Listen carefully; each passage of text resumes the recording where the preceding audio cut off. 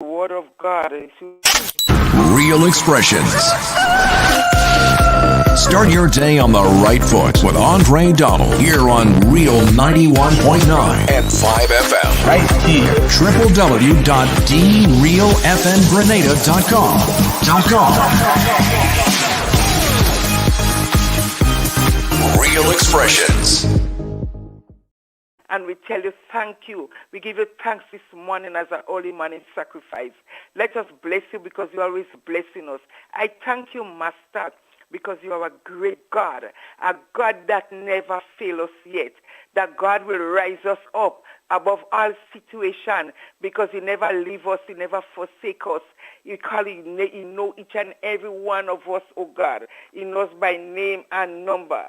He sent his son to help us, oh God. He said that son, no matter what we're going through, he said that son will help us. That son was wounded for our transgression. He was bruised for our iniquities. The chastisement of our peace was upon him.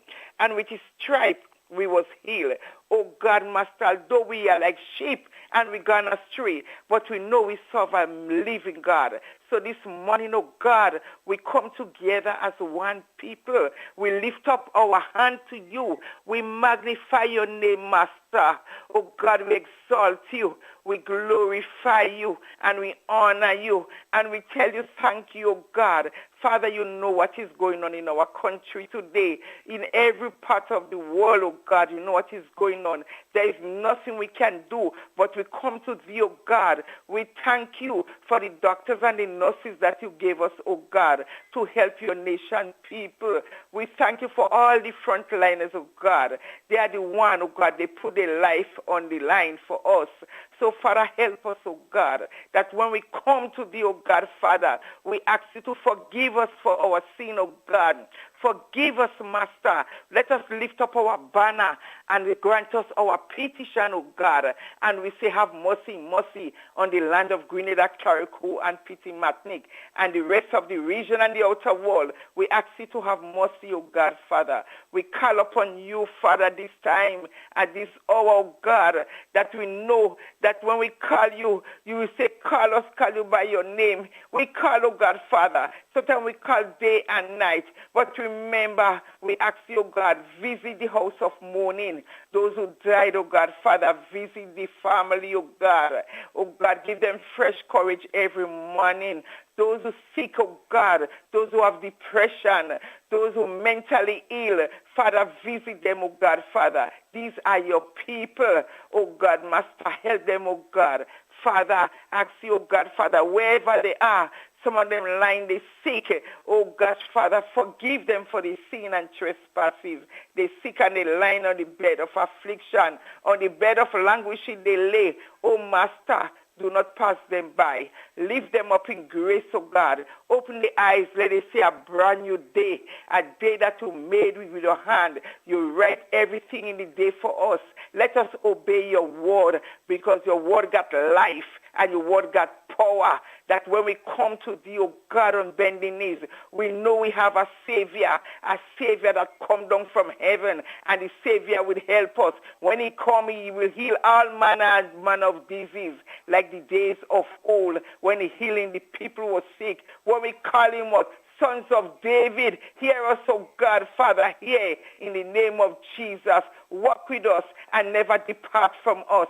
In the name of Jesus, there is a battle to fight, oh God, a battle that human being cannot fight alone. So we call upon you, oh God, Father. We call upon the one who comes from the house of Judah. He's from the tribe of Judah. Oh God, Master, help us, Lord. He's the Lion of the tribe of Judah. He will take up his mantle and he will fight that battle for us. He will fight for us, because he said he can call 12,000 angels, but he will not do it. He alone can do it for us, oh God.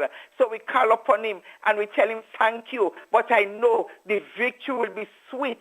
The victory will be ours, oh God, because we call upon him. Master, hear us, oh God. Remember the little ones, oh God, in your care. Remember them, oh God, put your word into their heart. Turn them around. Make them know that you are the Christ. You are the one who died for them, oh God, in the name of Jesus. Turn them back to Calvary, where it all started, in the name of Jesus. Father, this morning, oh God, remember those who work in the fishermen, oh God, for the farmers.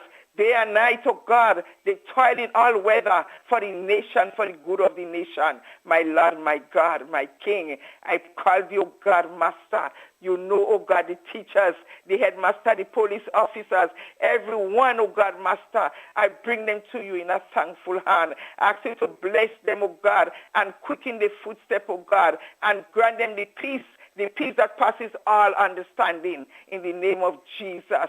So, Father, this morning, those in the diaspora, the Grenadians who praying for us, to our country to be healed, so the Lord can hear our cry and our plea when we call up his mighty name from heaven. And we say, thank you, Lord. Thank you, Jesus. The elderly, oh God, Father, bless them, protect them, cover them with the blood of Jesus, as I ask you to cover the nation with the blood of Jesus, the four corners of our country and the outer region. Cover it, oh God. Yet let your blood plead, oh God. The blood will cry out. When the blood, don't let the blood pass over. When we see the blood, we'll pass over the blood. The blood will be on our mantle door, on the door. The blood will be on the gate. Let us pass over the blood, oh God, knowing that Jesus is with us. That's the same blood is spilled. So, Father, this morning, oh God, remember our Prime Minister. Remember him, oh God, how the yoke is heavy on his shoulder. Father, you take his yoke and let him take yours, because yours is easier. He could carry it, oh God, Master. So I ask you, oh God, and I beg you for mercy. And all his ministers, bless them all. Bless them, cover them with the blood of Jesus, that they'll be able to carry on in a good old-fashioned way, in the name of Jesus. Not forgetting Mr. Donald, oh God, this morning. Remember a son of yours, oh God, if you do so, please. I ask you, oh God, in the name of Jesus, lift him up in grace.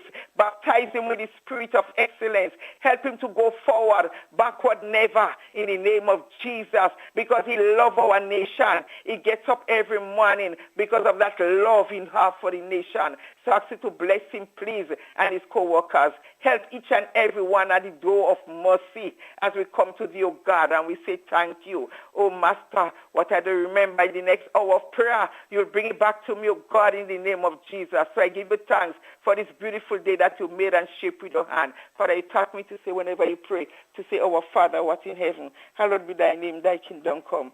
That will be done on us as it is in heaven. Give us this day our daily bread, and forgive us our trespasses, as we forgive those who trespass against us. And lead us not into temptation, but deliver us from all evil. For thy is thy kingdom, the power, and the glory forever and ever. And we say amen, amen, and amen. Bless the nation for this weekend. Bless them and protect them. Amen and amen. Amen. And Mr. Donald, how you doing? How are you this morning? I'm doing good. I'm trying. Going to the beach? No. What? Yeah? You taking my wife to the beach? That's not good. Yeah, where she wants to go. She hasn't got much time. Yeah. She can't take the water, so she'll go into it. Okay, I hear you. So you have a blessed weekend, eh? You too, and you be safe. All right, you we too. want to talk to you, not talk about you. So all right, you be man. safe. All right, God bless you. Bye-bye. Bye. 9 to 1, you're the real boss. 11 minutes now after the 7 o'clock hour. That's our time on your favorite radio station this morning.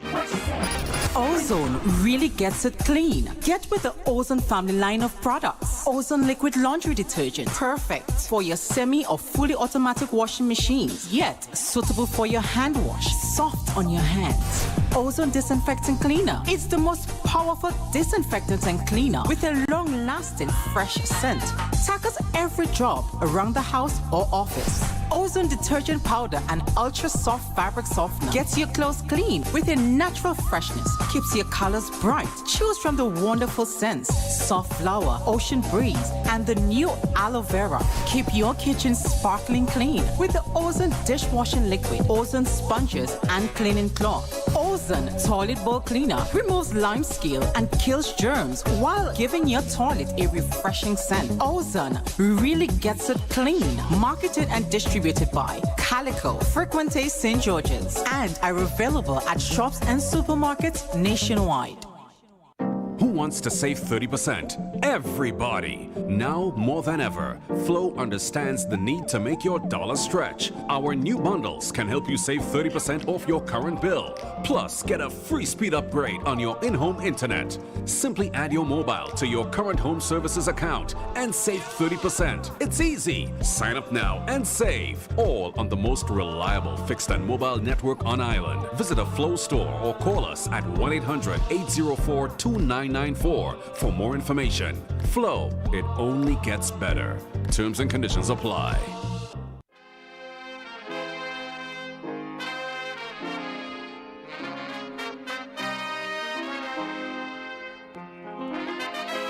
Caribbean, the world. Good morning. Drumsticks, good morning. How you doing? Hello, good morning. I'm good. All right, tell me. Good morning to you. Good morning to the nation. A reading from the Word of God, Proverbs chapter 22. A good man is rather than to be chosen than great riches, and loving favor rather than silver and gold. The rich and the poor meet together. The Lord is the maker of them all. A prudent man foreseeth the evil and hideth himself, but simple pass on and are perish. By the humility and the fear of the Lord are rich and honor and life. Thorns and scorns are in the way of forward. He that do keep his soul shall be feared from them. This is the end of the scripture again. What's up, girl? I'm there. Good. Nice to hear you. Mm-hmm. Yeah. Hanging on. I'm there. I'm getting back to not missing you again. I see that. Yeah, getting back to not missing you. See that. Going Granville today? No, I'm home. I'm home. Well, the lockdown don't start yet. No, I know, but I'm not going to Granville. You afraid? No, I'm not afraid. Because if I was afraid, I would hide and do my work and whatever. I do my work as usual, everything. And I pray to God that this COVID will cease and everybody get back to normal. In Jesus' name I pray. Every day. Okay. Huh? Okay. Yes. Andre. You calling me there? Yeah, people are calling me. Who's that? Alva. Good morning, dear heart. How are you? She go again? I will say good morning, nice and thing. Alboy!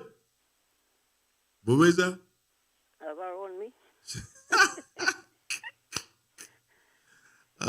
Anyway, dear heart, take care of yourself, yeah? You too will have a nice and a great weekend. And tell Olive and them when they come back from America, ask them what they bring for me. Okay then, I will. Grenada, the black man thanks you. Grenada teach me my biggest lesson. And who I learn from them, I am sorry. But listen to the lesson Grenada teach we, and they teach we. Sing the rest of yourself. Good morning, Caribbean. Good morning to the world. Oh, that was Black Stallion. You know that Black Stallion?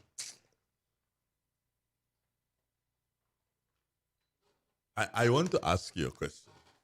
Hello, good morning, Carl. Yeah, what's up? What are you doing? You're not even using the microphone properly. So Just had some. No, what are you doing? No? Yeah, what were you doing there?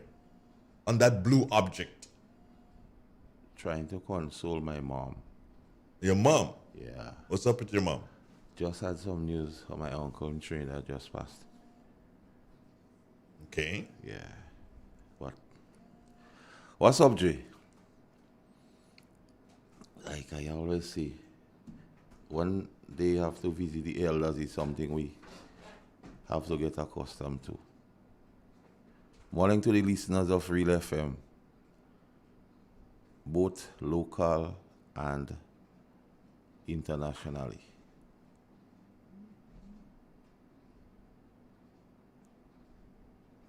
you start to speak, you stop and then you look at me and you're smiling. If you're speaking, speak. Or is it that you're overwhelmed by the situation and you listen to your mom? Kinda.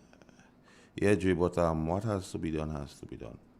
We're here for a purpose and a reason, so let's do what we have to. There you go again. Go on, I'm listening. Yes, Dre. There you start smiling like a Cheshire cat again. You have problem with my smile, man. No, So what's about you, Andre? How are you? I'm good. Okay, that's nice. I'm good. Nice t-shirt this morning, man. Nice color. Nice color, nice t-shirt, nice collar, all these sort of things you see. Nice t-shirt, nice collar. Look at you. You have a nice big t-shirt too.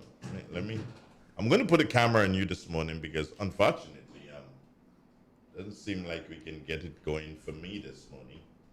So you're going to not bother with me, but we're going to bother with you. Forget about me and my color. Why don't you smile again? Yeah, there you go. There you go. Laughing now. Yeah. Right, so there you go. You've got the camera on you. You're the man. You're the main person this morning. Did you ask me a question? Ask you how are you? I'm okay. Yep. I'm okay. For me, the station is on and working. I draw my strength from that, from the people. If I'm not able to draw my strength from the people, then I have a bit of a bother. Okay. But I draw that strength from the people. Without saying anything, you would understand exactly what I'm talking about, but I don't want you to explain. You see how people do so and try to entrap people. Imagine a man trying to entrap me this morning. Could you believe that? Could you believe that? Well, your light years ahead, man. Like that? You try to entrap Andre? Yeah. One thing about you're very aware of your natural surroundings, eh? You have to be. If you're not aware of your natural surroundings, then brother, you heading downhill at a very quick pace. So when I listen to that conversation, part of that convo this morning, I see that man late. Yeah, he late. He real late. You know, but you see, the thing is, as I always tell people, a comment on Facebook has to do with a very, very good friend of mine or a family member probably post something, a relative of mine, but not even a relative. It has to be really close-knit. You have to be an Agnesite. We have a new name for our family. We are all Agnesites. Okay. Yeah, Agnes, so we put it's just like Garyite, so it's Agnesite. So yeah. So we have a new name. So if you're not an Agnesite, Nah. I ain't bothered with your comments on social media. No. But I used to bother before, made a little comment here, but now I choose to just read it. so why is it so important for the same gentleman and others surrounding him? It seems like they're looking for some validation from you. So that means a very important guy. No, I wouldn't say. Nah, man, based on I the wouldn't conversation, they were waiting to, maybe they're looking to take the directive from based on what you see or what you think on. I refuse, honestly. You refuse, but to them. No, but I refuse. I'm saying I refuse to say anything. No, I'm not going to say anything. Are you kidding me? No. There's some things you just don't bother about. You let it run. Because the gentleman saw you and was with some glee to get your opinion on the thing, you know. Yeah, good for him. Good for him. No, I just, something you just let it run its natural course, and you don't disturb it. But being this, if something happens to it, then no one can go back to your words or your actions and say, well, you did this and thus you caused the course of the river to change. Yeah. Or you said this and thus you caused the narrative to change. No, you say nothing. You do nothing. But my thing about it is, sometimes I think like when persons want to get to another person, instead of sending acolytes, why they don't come straight? Nah, it can't come straight.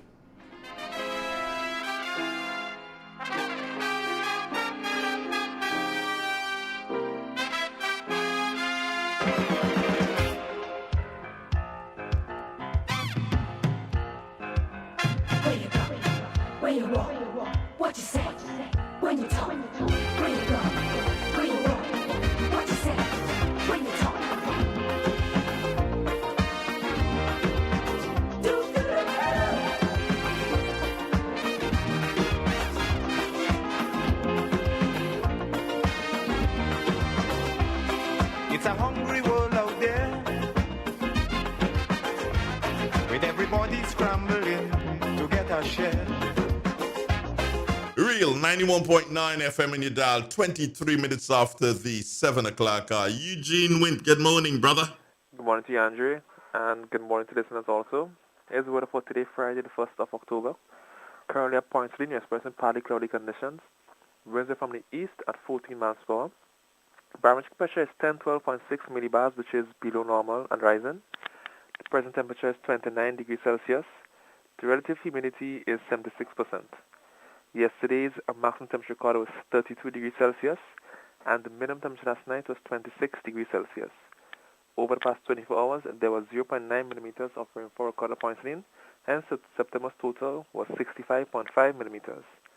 Let us go to the public forecast for today and tonight for Grenada, Carriacou, and Petite Martinique.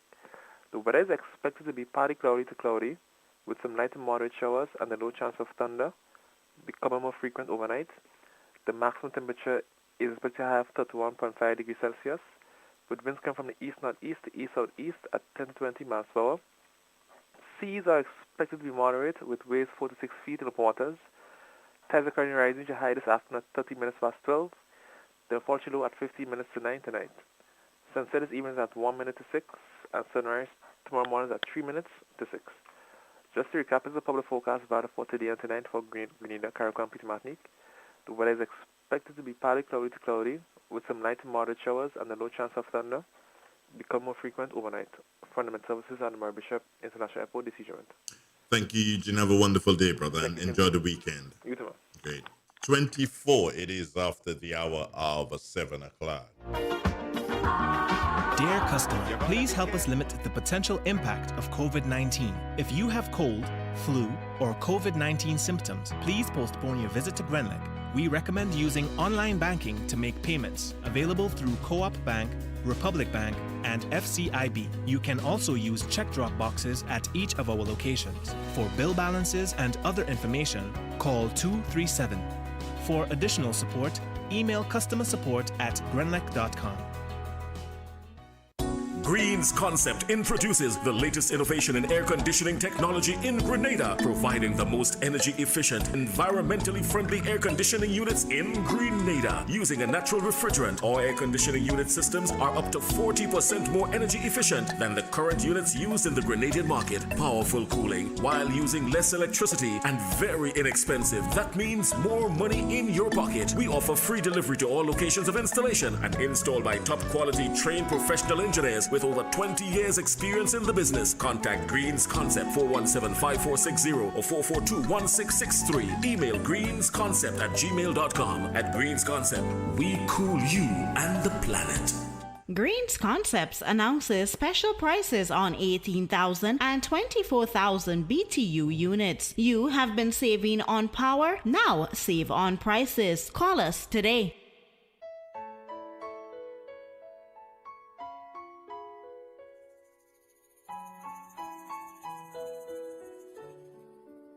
Hey, I am Corporal 85 Grant, attached to CRD Eastern Division, reminding you that incest and all other sexual violence is a crime. And me say no make them take advantage of you.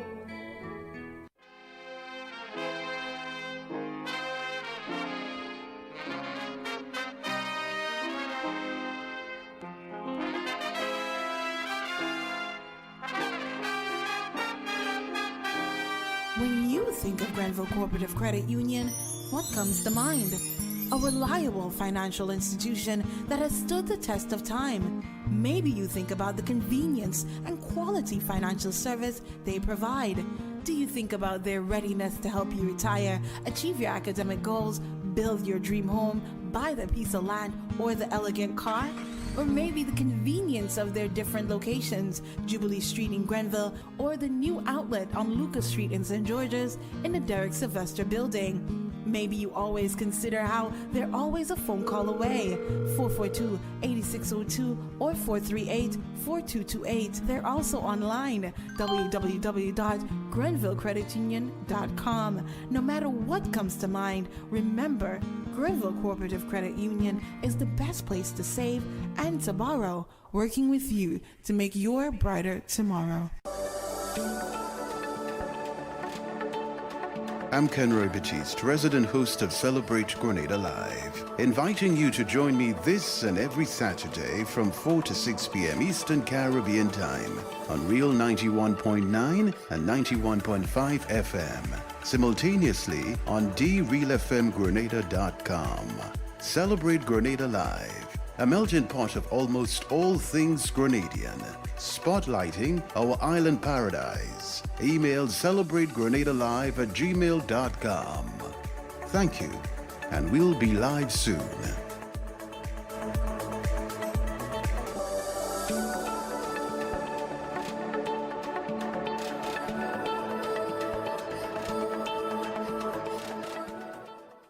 There comes a time in every household when a loved one passes on, and we all need the support and guidance of a trusted friend.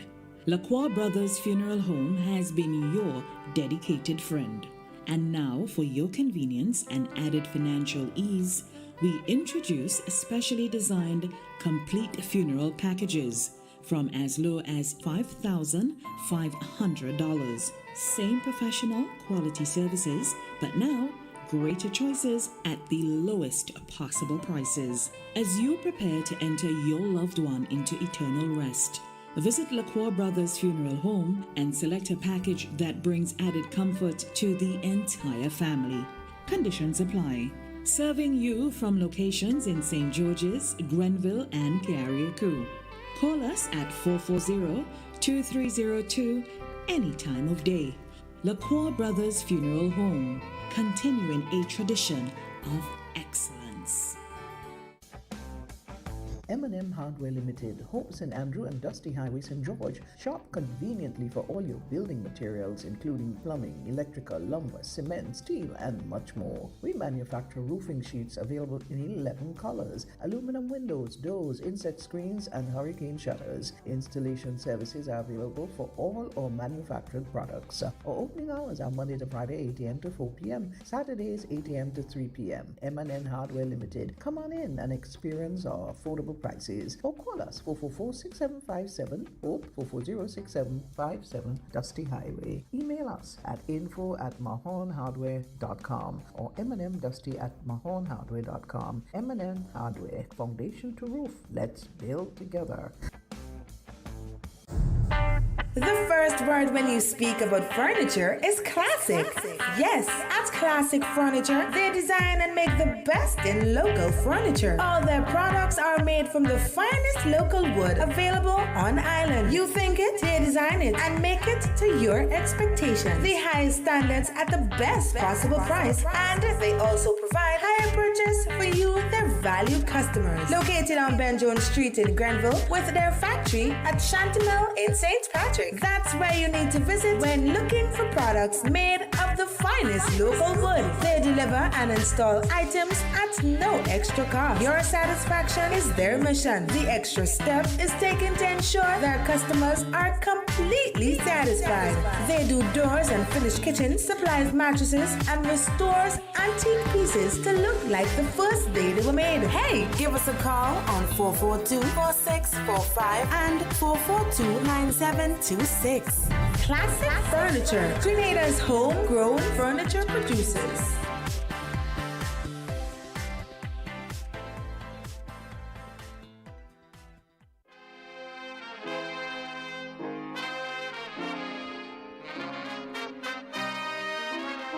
Yeah, I'm back. No, we do not have no WhatsApp program this morning. They have some. I think that. Let me not say anything, and next thing I can get into trouble. We don't have a WhatsApp program this morning, and we apologize for and on behalf of the company. All right.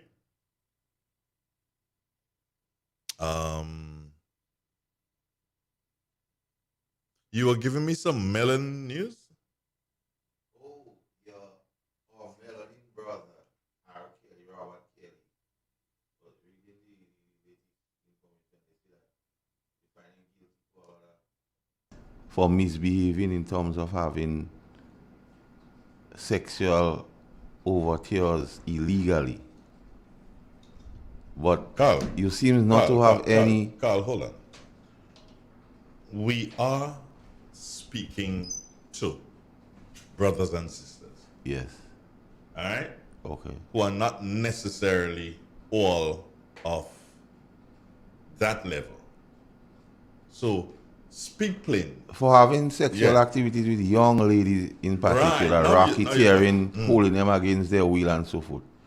But they have to young or underage? Underage. Okay, good. Underage, young, the whole spectrum. He might be sentenced, they say, May next year. But running it by you seems to have no remorse for a melanin brother. Carl, did R. Kelly make millions? Yes, he did. Okay. When you have millions, you are able to have almost every female that you see. Almost. There's some who are not bothered by your millions. But you can have almost you could have gay sex if you want. You could pay for it. You could have groupie if you want. You could have groupie if you want. So why must interfere them young people down there, sir? Huh? That is what you cannot have. You could pay for groupie, you could pay for gay sex. You could pay for, if you want animal sex, you could pay for it. But you cannot interfere with those down there. Whether you pay for it or not. Whether you try to pay off their families or not. Whether the families agree or not. You shall not partake in that wine. You understand? What? So therefore, if the brother is found guilty, goodbye. So no remorse for all. No. Nah, not condoning Rawa's behavior. No. It is what it is. I mean,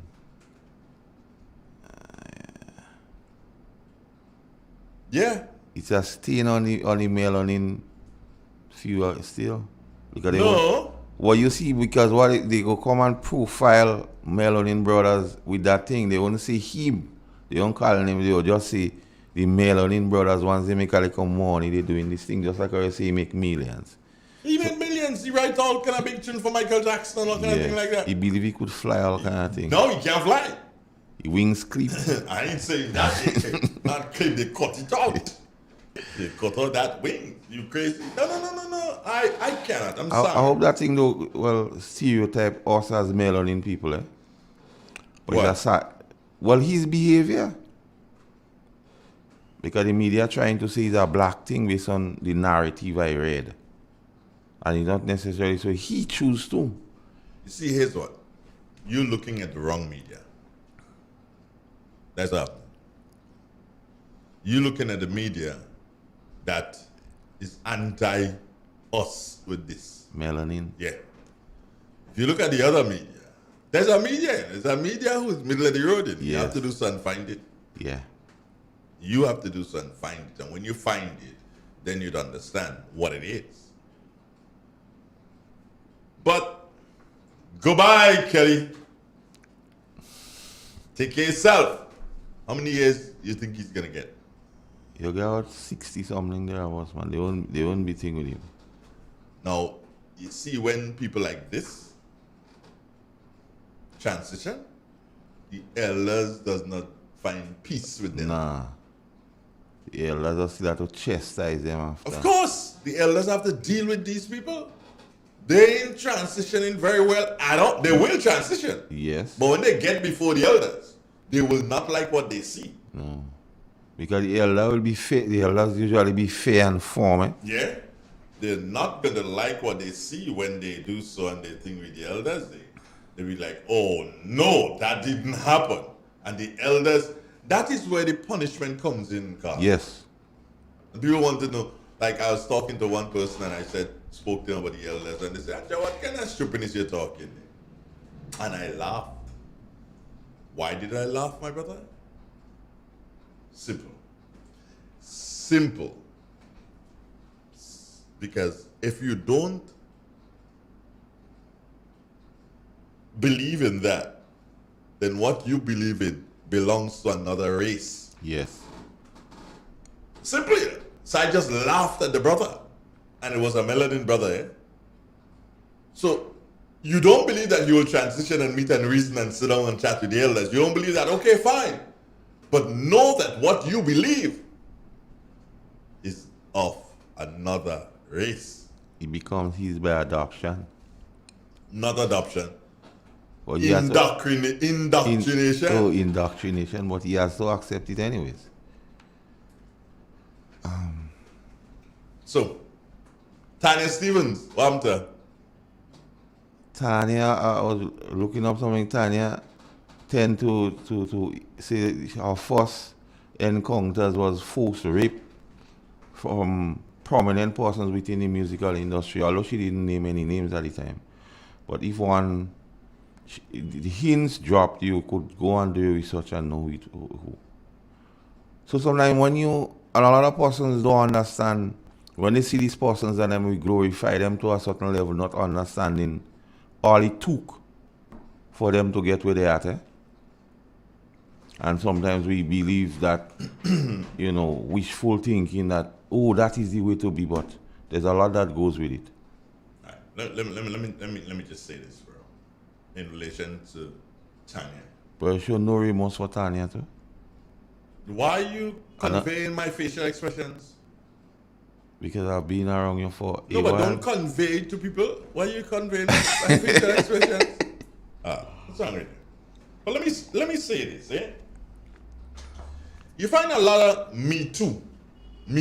Yeah. Me too. And now it has slipped into our race. Yeah. Tanya stands up, and I'm not saying that she was not assaulted, abused, whatever you want to call it. I'm not saying that she wasn't. All right? But my problem is simply this. Are you telling me, I have a daughter, right, Carl? She's at university, right, Carl? So are you telling me that my daughter, because I'm not going to think it on anybody else's daughter, but on my daughter, are you telling me that my daughter wants to pass her exams so much that she's willing to use her body, and then 10 years later she speaks of she was abused by tutors at UWI? Don't come near me with that kind of stupidness. Do you understand? Don't come with that. How do you call it? Speak now, forever hold your peace. The people who see stardom and they allow themselves to be abused because they want to reach there, and when they get there now, the priority and the problem is, Carl, well, I was abused. So more people to feel sorry for and more cut to self. No, you gotta stop that. You nip it in the bud. The first time somebody move on you like that, excuse me, move on them. Move on them, and people say, well, Andrew, it's kind of hard. Hard? Are you crazy? You must be mad. I'll be about this. No remorse. No remorse. Sorry. And then the fact that she ain't naming anybody. That was baffling to me. She ain't naming anybody, you know? She don't want to give them a foul by naming them, but fine. You want to give them a foul? Yeah. Pull them down! Shine down the walls of dirty Babylon. Tanya, be yourself, eh? Hush your mouth. Hush your mouth, go away, mama, look up boo-boo. I won't bother any Tanya stuff. Yeah, those of you who want to see the live, we're coming to that. We have a little problem in the background there. Engineer trying to see if he can fix it. Yeah, but I think you can hear me, right? Yeah, I believe you can hear me. No, I can't comment because the engineer trying to fix the thing in the background. You hear see that, right? Good. I should not go with that thing. Chandong Babylon, one more time. One Rastaman show, one stone. What else? No, you come up with all kind of melanin thing this morning, so we did. Now, 2 hour melanin people, things. So I just say, let me throw it out and get your perspective as it relates to that. Well, I too, my issue this morning is with oh boy, somebody online. Let me take the call now. Good morning. Good morning, gentlemen. Yeah, good morning, sir. Good morning, sir. Wonderful, wonderful, wonderful. I just wanted to comment on something you said, or two comments. Something you said about if you have all these millions, you can get any woman to do anything you want to. Almost. I said almost. Almost. That's not happening in Grenada. Not happening in Grenada. Oh, you mean you have millions and you engage? Our Grenadian ladies, they are too fine. They don't go down that road. They want to know your pedigree. They want to know their family name and all that. You can't do that in Grenada. That won't happen. It won't happen. I don't agree with you. Okay. I don't agree with you. Well, I can tell you from experience, Say again? So, I can tell you from experience. That's where I speak from. Nah, them just wanted to give you a hard time. Okay. But that is the sad reason why I called. I want to say I'm very pleased with the traffic officers doing the barriers on the day of no travel, especially the guys in Mali. Mali, yeah, they were very professional when you drive over there, and they don't harass you or give you a hard time. They just ask you for the documents and say, okay, fine, sir, you go ahead and so there. So I like the way they handle themselves. Very good, very good. On the second reason I called is I think the Ministry of Health is not doing a very good job to curb this outbreak, because they have you sign your name and your phone number in the businesses where you attend, just in case there's an outbreak, so they can do contact tracing. Mm-hmm. Now, I've known several businesses here where their employees were sent home because they are tested positive. Some of them are sick, and they haven't been able to get back to work since 3 weeks now. Mm-hmm. But I know I've visited those businesses during that time that those people were working there. And I've yet to get a call from anyone saying, hey, you need to go test it because you may have the potential of being in the vicinity where somebody came up positive. And I don't think they're using those books for contact tracing. So they should stop having people list the name and phone number in those businesses when they go there. Just have them sanitize where your mask is going. And that's all I have to say about that. Okay, let me just say this well, not in defense, but the reality is the authorities would love to really and truly follow hard on all of this. But that system, my brother, is strained. Yeah, really. It is really strained. So it is not impossible, but it is difficult to follow through with the system. But it's important that they have it there still. Because if something really goes haywire, I mean, yes, there are business places where persons would have tested and tested positive. But when they would have done testing among their peers and they found none, they realized that they did catch it kind of early. Yeah, and it's not to say that the person who tested positive could not have passed it on to a customer, but we're just praying that it doesn't happen that way. But the system is trained, my brother. Maybe you, excuse me, maybe you may have some sort of expertise that you may wish to loan to the system in terms of, okay, fine, this is how we can do it, and that sort of thing. Maybe people can volunteer. Right? He's gone. Are you there? Yeah, I'm here. I'm listening to you. Yeah. All right. So that basically, I'm saying the system is strained. Well, I mean, If it's that strain, then they should cut it out. Just stop it from here on. All you need to do to enter business, make sure you sanitize and wear your mask, because they're just holding up, creating No, a you line. still have to take the information if something really terrible happens. You have to take that information. You have to. You have to know who's been there. Yeah. Like if you, I don't want to call a business place and put bad omen on them, but if you come to Real FM, for instance, right, and they don't know that you've been to Real FM, and there's an outbreak, wow, that's a problem. Well, that is my point. We have an outbreak now.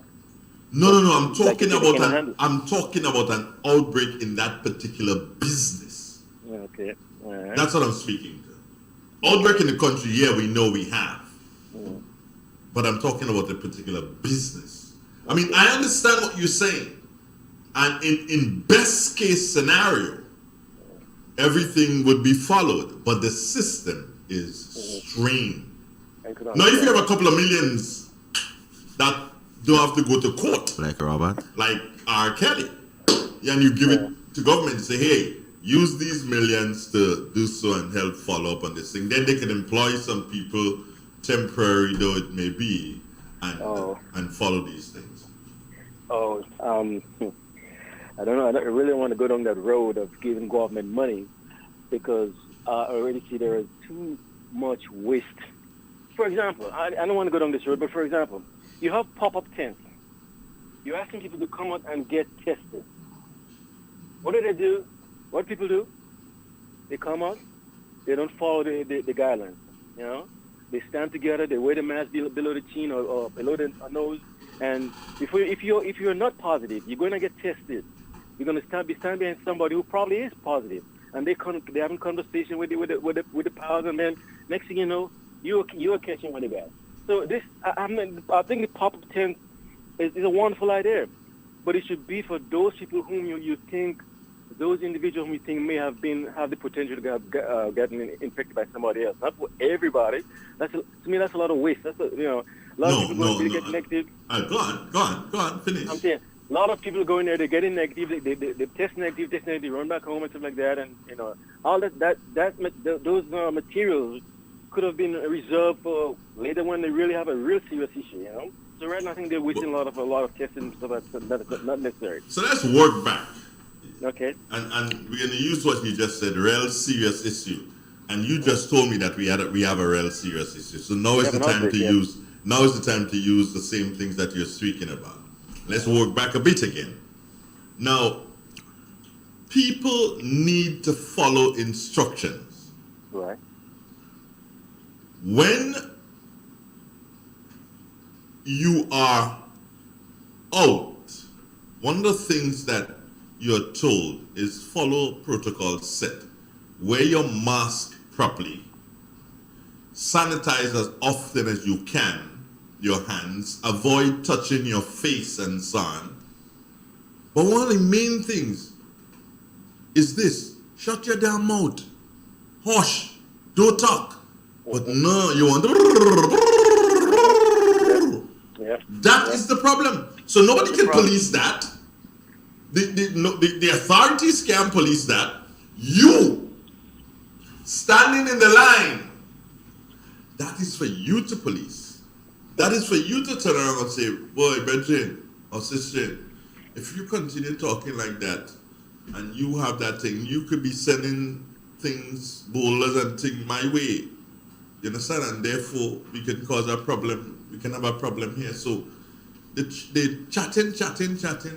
Let me use it now and all stand in the line and, you understand, maintain our distance and stuff like that. That is for the people to police, not the police or the authorities to police. That can't happen. Right. You have to do so and protect. You have to protect your space. So like Andre, to each his own. And One Health is his or her responsibility.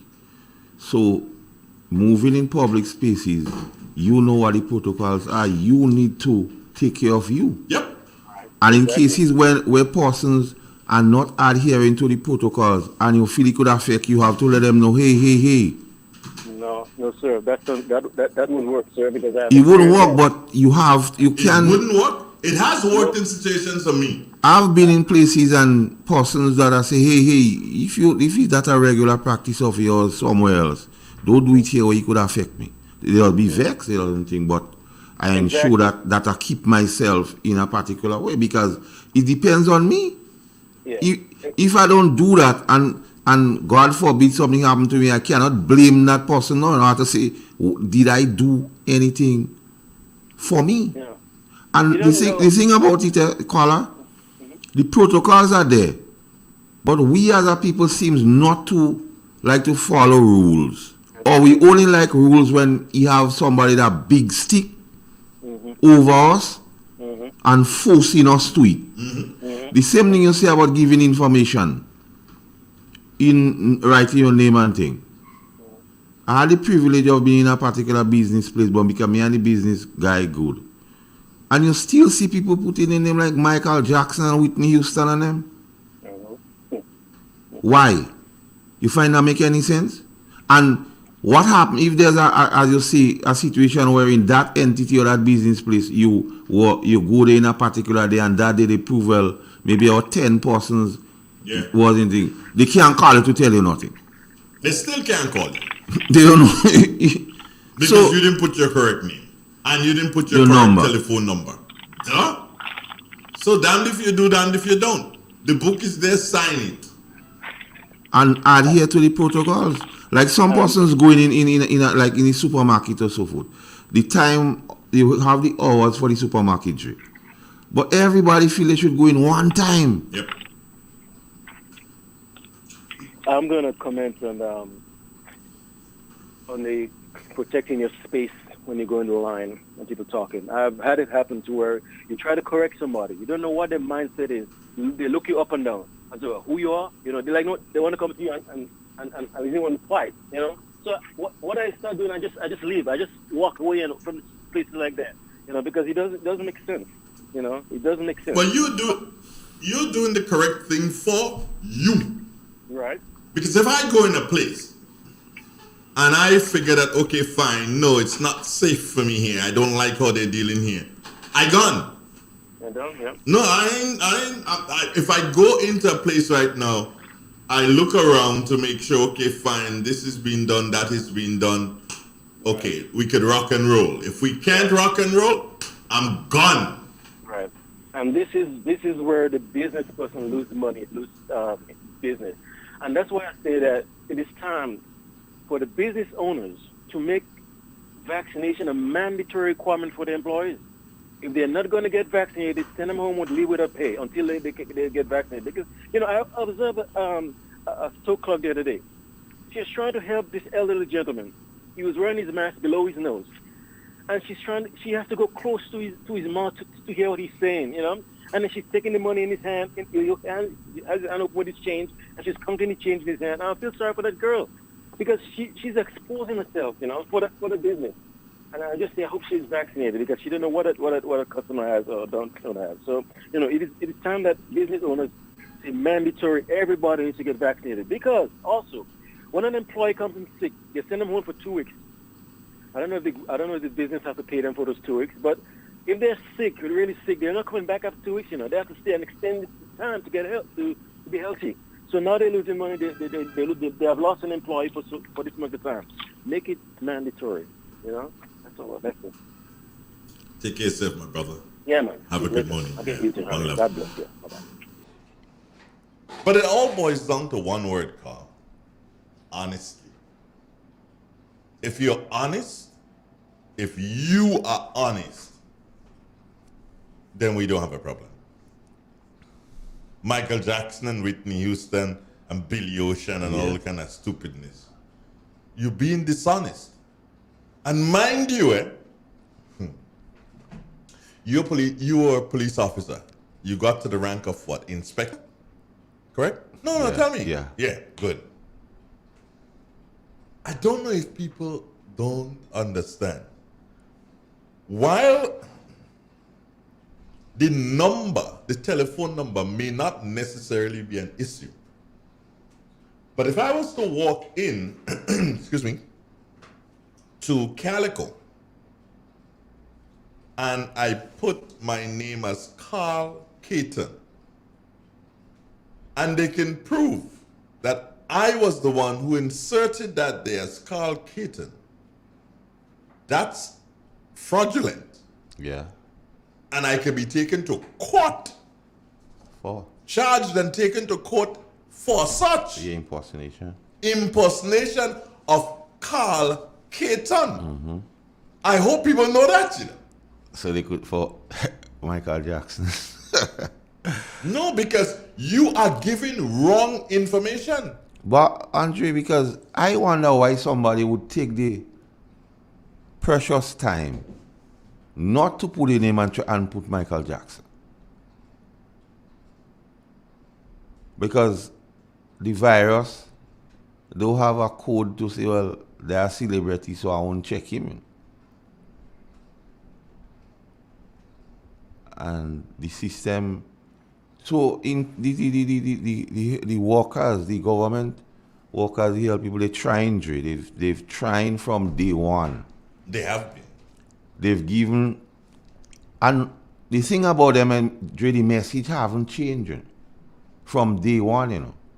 Get vax, sanitize, wear your mask, keep your distance, and eat foods to build your immune. That message hasn't changed, you know. What is jackassing anything is the behavior of us. And we find excuse every time we disobey those things, we find excuse to justify our actions.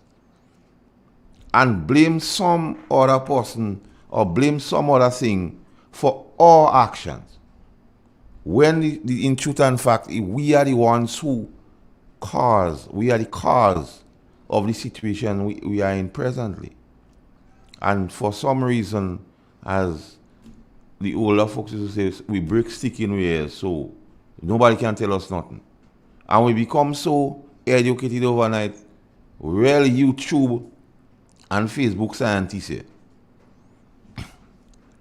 That the most YouTube and Facebook scientists I've seen in Audrey. They know everything in every other country where you operate. But here, they can't do the right thing. They could tell you what happened in Israel, what happened in Norway, what happened in England, how much people go and see football, stadium full, the NBA. But the instructive part of it, what has been done in those jurisdictions that enable it to be like that? The same protocols they're not following here, vaccinated, and so on. They're not following it here. But they're trying to use it as a template. Oh, I'm watching football, I see plenty of people in the stadium. What enable the authorities in that jurisdiction to have plenty of people in the stadium? That's the crux of the matter, energy. Jurisdiction, you sound like a police. Well, jurisdiction, by any other name you call it, is still jurisdiction? You sound like a police. That is a police word. That dictionary word. No, that's a police. So, yeah. Dre, the authorities, with all fairness to them, they didn't manufacture that situation. They didn't ask for that situation. They were not prepared for that situation. But they're fighting. They're trying. That brings me to our discussion I want to have with you this morning. The frontline workers, Dre. Errol Brafford, good morning. Stephen Francis, Pat Kip James. I'm coming back to you. Gotta say my good morning to Jackie Raymond, Anthea Duncan. How you doing? Betty Matura. What's up, Betty? Jackie Raymond in London. Tamika Moses, Wahid Salalji, Stedden Isaac, Venetrace. Good morning to you. Venetrace says good morning to you, Carl. Morning, Venetrace. And we also Storm Force. Okay. With so many people employed out of the, okay, some force you is, some force, I like to respond to you, but then people doing Sunday now. I have a friend of mine's passed away. I got the message from Selwyn. As in Noel? Mm-hmm. Jurity. Yeah. And I'm like, he gave me a name. So I'm like, but that name is familiar. So I usually, if you're my friend, then you're supposed to be my contact. Yes. So I typed the name, and yes, it came up. And I'm like, I don't know. So I've been trying to call Selwyn, but I can't. But Selwyn you could never get. You have to wait until he gets to work. Donna Francois. Yeah, is that it? Francois. Is that Francois, right? I think you're from Versailles. I don't know. Donna Francois. Good morning. Bernadette Abraham, how you doing? How's Tivoli? How's Copperhead doing this morning? Trust that he's fine. Getting back to your thing, Carl. What was it again? Frontline workers. There are a number of things I want to talk about, but let's go with your frontline workers. What is it? Situation as is. Like I just said, frontline workers were never prepared for a situation like that. So not to say they were trained to handle that. They have to find ways as they go along to deal with or to treat with. In my view, for what they've been going through from the inception of this thing to now, they're all heroes in my book. And heroes do deserve recognition, and not only when they die, they become martyrs and we say, okay, that was that. And we've been having these discussions, not the first time, you have been having a discussion with other persons too, about somehow to reward those persons. We have to do something for them.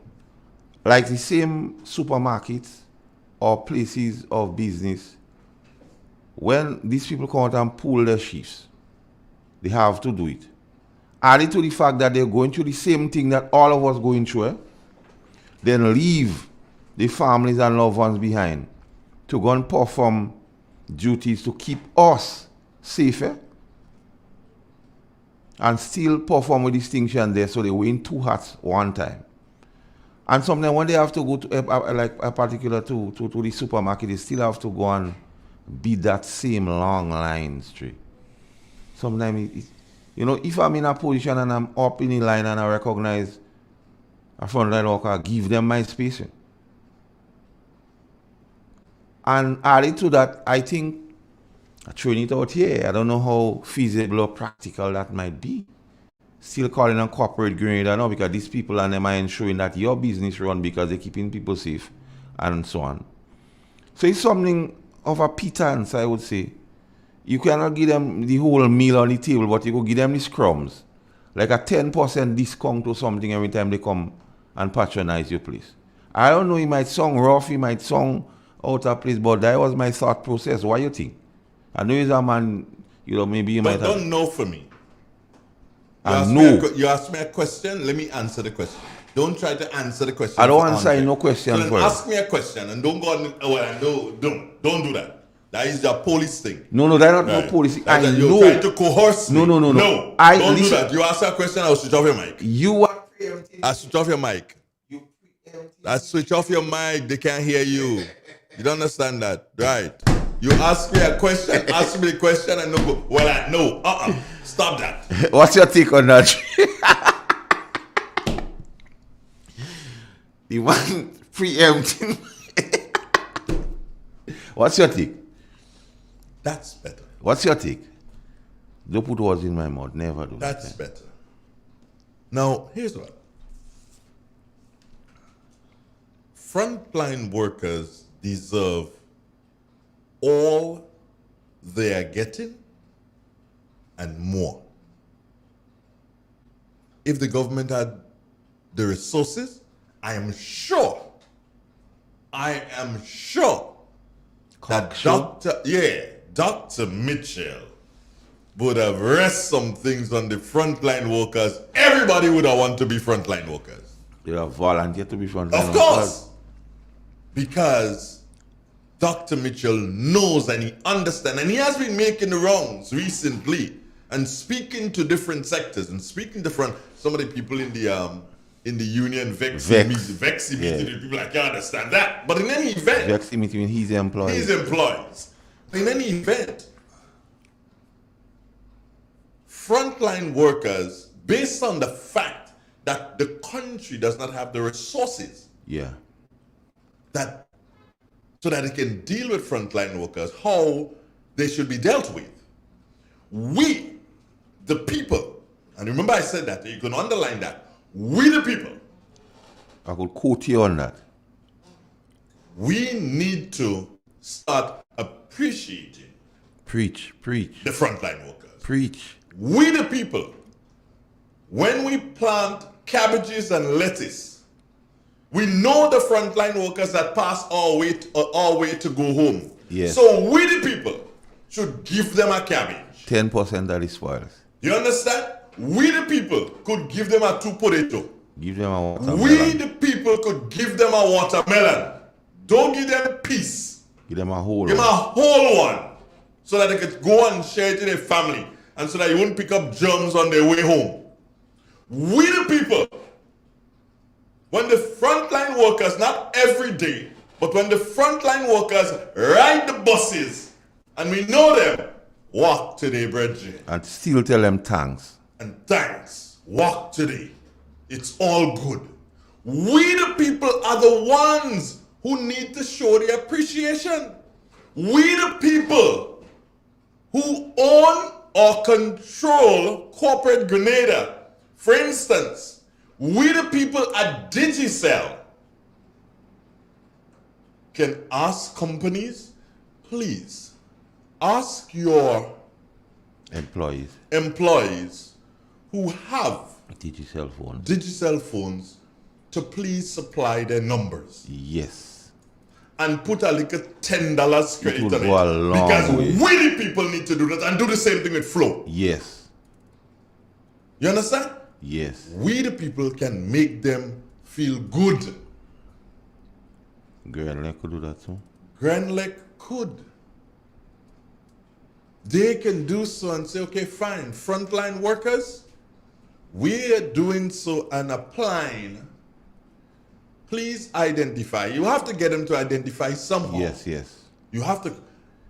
And we, Grenlec, we are going to apply a 10% discount to your bill for the next 3 months. Yes. Because we the people can do that. You need to be in other places championing that cause too. You know? We the people need to get the supermarkets, pharmacies too. The pharmacies. We the people need to get them to recognize the ID cards. Yes. And not all frontline workers have ID cards. That's sad. So what needs to happen is that the company that they work with, they need to provide, because it's only about $15 a one. Yep. It's only about $15 a one. Is that sacrifice worth making? So make that sacrifice and provide them with ID card which simply says Carl Caton, Grenlec. Yes, frontline worker. Frontline worker. Because there's some people in Grenlec who are not necessarily frontline workers. Yeah. They don't go out and face the thing. Right? Carl Caton, Grenlec, frontline worker. Your picture, your mugshot, whatever it is, there. So when Carl Caton goes to a supermarket, the first thing that happens to Carl Caton is that he knows that he can hop the line. Not illegally hop the line, but he can hop the line. He can go up to the front and present his ID card. And get through. Because we the people agree for that. Yes. You understand?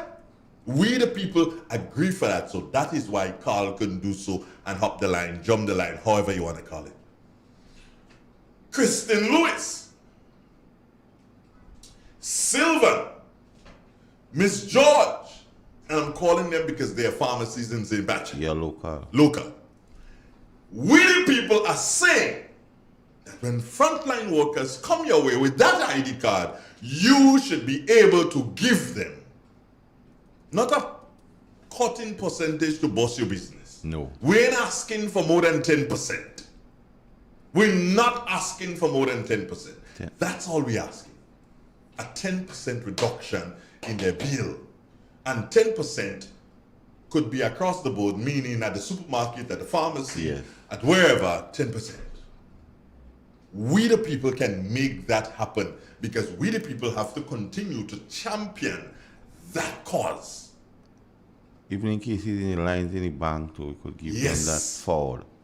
Because they would have spent, imagine, any person, a nurse, a Grenlec worker, a police officer, a security officer, imagine that person just beat a 6-to-6 virgin. Yes, 12-hour shift. And the person has to go in the bank. So here's what, the person ain't going home, you know? No, they coming straight If they in. go home, Carl, They can't come they back. can't come back out. So they come in to the bank, and when they come, they meet 20 persons ahead of them in that bank. We the people need to say that has to stop. They have to go in the front of the line. Yes. Yep. But that can only happen if the company Proper that they identification. work, proper identification, and you have to recognize it in the bank. You have to recognize it in the supermarket. Yes. You have to recognize it in the drugstore. Yes. You have to recognize it wherever we go. Yes. Because we the people say that. Yes. For, by, and off the people. FUB. Mm-hmm. FUBU. For you, by you. We the people saying that. Now I know, for instance, at the supermarkets,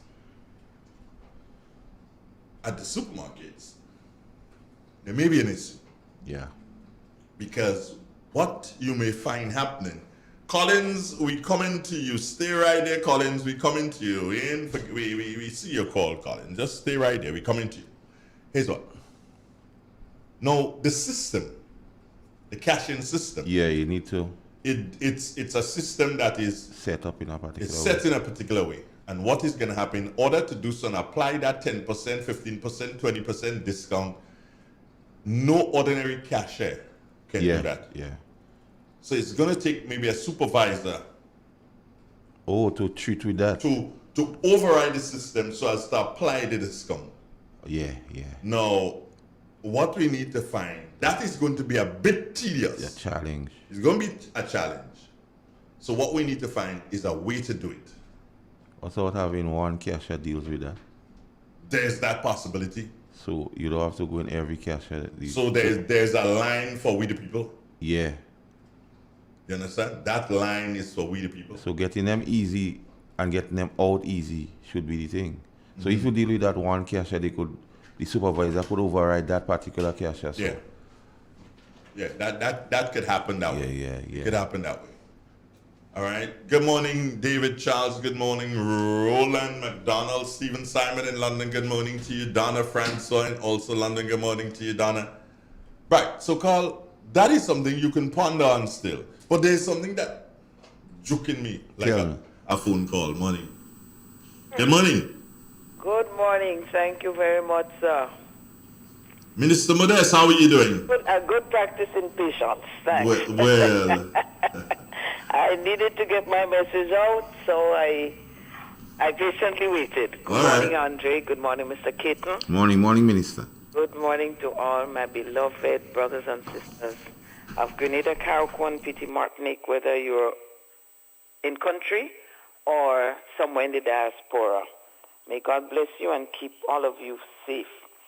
Andre, I wanted to echo the sentiments that you and Carl have been expressing in terms of how we can give consideration to the frontliners, all of those people working out there, putting their lives at risk, putting their health at risk, and taking care of our loved ones in hospital and in the communities.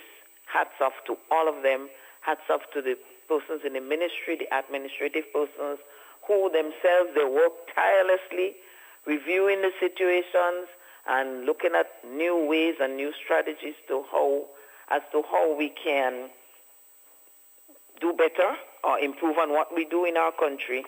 And very importantly, we have had a fantastic team of volunteers throughout Grenada, Carriacou, and Petit Martinique. And a large contingent from SGU, but a number of local some local physicians have joined. I wish I could see more of that happening, and a number of non-medical persons who come to take names, to sanitize hands, to guide people, and so on.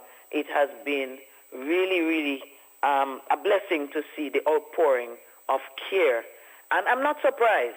This is what happens when Grenada has a problem.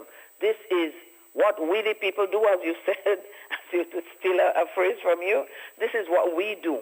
And, you know, I am really pleased to see that we have taken up the mantle and that we're doing Grenadians abroad. They're sending the supplies. They're asking what can we do.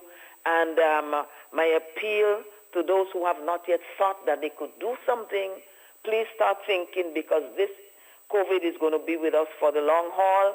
And whatever we do has to be sustainable, and we have to continue to research what we're doing, to research what other persons have done, and to see how we can improve. I am pleased to see that in the last few days, our numbers have been consistently below the 100 mark. In terms of new cases, we had hit the 200 in the 60s. I don't know if we crossed 270, I can't recall, but certainly I remember the 268s and that sort of thing. And it was a serious pain in the stomach every time I looked at it. The number of deaths are still fluctuating, but some days you see single digits, you see 4 and so on. And I feel good about it when it, well, not really good, but a little sense of relief that less people are dying. Because even if one die, it's not a good feeling. So let me clarify that. But it's just that getting a sense of encouragement, let me put it that way, to say it looks as though we're making it. I think yesterday was something like 55 new cases. The day before I might have seen 40 plus. I know one day we went up, we shot up over just slightly over 100, but by and large we've remained under 100. And so this is the result of a concerted effort, a collaborative effort of all of us, the healthcare, the frontliners, the police, and Grenadians abroad who have been sending supplies, who have been giving advice, the medical persons who have been doing some telemedicine services so that they can advise based on their experience and their knowledge, advise our health persons here. And a lot has been going on. And we're seeing the results of this. So I want to compliment and thank everyone involved. I just wanted to reinforce what our Dr. Darlan Noel, who is a very knowledgeable, very experienced person, doctor in internal medicine, he advised us to keep on doing. And as Mr. Caton said, the story hasn't changed. It's not like every day we're giving new information. It's the same sort of protocols to guide. How we observe the protocols may vary, but the protocols themselves have pretty much remained standard. Wearing the mask. While I see more people wearing masks now than they did maybe 3-4 weeks ago, still too many people are not wearing masks. And of those who wear masks, several of them, the mask is of no use because it's under the nose, it's under the mouth, and so it has practically no value. The sanitizing and the washing of hands, very essential. Keeping our distance. We still have people sneaking and having little parties and things, you know. I cannot believe that. When our brothers and sisters are dying in this country, you're sneaking away to have a fete? I don't understand it. I don't understand it. I really, I am appalled at that kind of behavior and that kind of disregard for human life and human safety, for their own safety. And because the thing is, when you get sick, it's not like, let's say somebody who is on a particular drug or something like that, that person gets sick by themselves. And even when they do, it hurts the people around them. So sickness is not a one-man thing. Sickness touches, whether it's COVID or otherwise, it touches all the people around us. And then the hospital staff and taxpayers' money to take care of you, everybody gets touched by sickness. And when we bring it on ourselves, it is sad. We know that people will get sick, and we do have a responsibility to take care of them. But let us not invite sickness into our body. And worst of all, let us not take it to the homes, to the children. This is one of the things that Dr. Noel spoke about in the interview. We're bringing it to the vulnerable, those who are blameless and guiltless. We go about, we do what we want, how we want, and then we take it to the elderly. And while we do see some young ones have died, we see some young ones being hospitalized, still by and large, it is those who are home that the disease is being brought to them in the houses. So this is something that I find very, very, very lamentable. And of course, he did say the vaccine. The best proven way up till now to avoid getting the disease and avoid spreading it is the vaccine. Now, many persons will get the disease and they will get some level of immunity, and they for some time, but many get better. But don't let anybody fool us. When you get the disease, even when you feel well, there is a significant amount of damage that has been done within your body, in your organs, waiting to explode on you after some weeks, some months, some years. Something like what was that thing we had that was borne by mosquito, the joint pains and so on? Zika? Is it Zika? No, not Zika. It was something a lot of people had. It eludes me. Chikungunya? Chikungunya. You know, up to now, after all these years, people still have joint pains. Yeah. Sometimes they wake up, they can't use their hand, they can't use their foot, or something like that because of the pains that they're experiencing. And COVID is a million times worse than that. It does significant damage. So when you do not do what you are advised and you get the disease, don't feel that you have won. There's no winning with COVID. The only time you win is when you protect yourself and you protect those around you, whether you know them or you don't know them. When you go on the bus, you meet people you don't know, but each of us has a responsibility. So the good thing about COVID is, and there's not much good about COVID, but the good thing is, one, we have seen our Grenadian people, many coming together to fight this disease in our own different ways. But the other thing is that each one of us can do something about it. All of us can wear a mask. Get somebody to sew one for you. Makeup, well, the making up may not be the best because the Delta virus is very, very, very penetrative, and so maybe a flimsy piece of cloth will not work. But let's try and get masks, because we spend money for other things that are not as important. So why not spend a few dollars, maybe $10, $20, get a packet of masks and have it there for you and your family. Let us do what is necessary at this time. We need to bring down the numbers even more rapidly. We need to stop the deaths. And it is in the hands of all of us to do that. And those who prayed for us on the weekend, I want to thank them too, because prayers are very important in the fight against this disease. So I just want to encourage us all. Let us not be discouraged. Let us not give up the fight. We are in there. Let us stick in the trenches and do what we have to do. Andre, I know you are one of the leaders who volunteer on the weekend, and I want to compliment you. Shaggy and his team, you and your team, these are people who volunteer their time to help. And I don't want to start calling names because the list is reassuringly long. I'm happy for that. Come this Sunday, we will be in St. Mark, as we have been for the past few weekends. We will be at Coast Guard by the Upper Junction by Teacher Jocelyn Fletcher. And at the upper junction, we will pitch our tents, and we will be there to provide advice. We usually have a few doctors, 3, 4 doctors.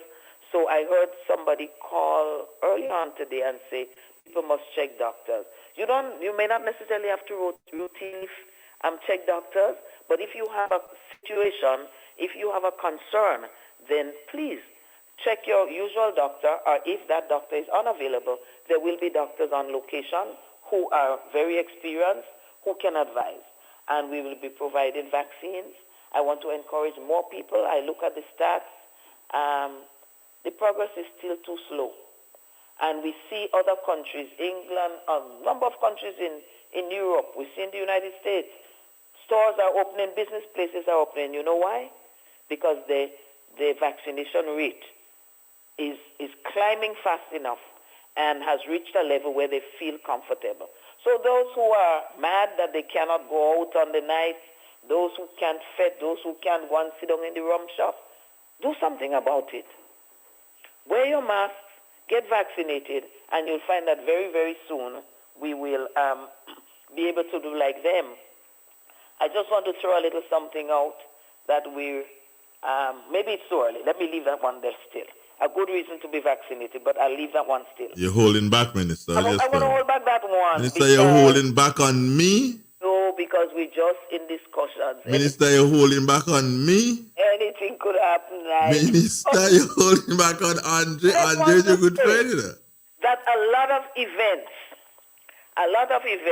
are insisting, the how do you call them, the promoters, the organizers, they are insisting that it is only for fully vaccinated people. So even if it's just about yourself to go and enjoy yourself, then do that for you. I ain't agreeing with that by one. doing it for you, you do it for others. Please, Minister, I ain't agreeing with that one, and I'm going to tell you this. You see the promoters, I'm disappointed in them because they clamor about they want to do this and they want to do that. I've never heard Judah.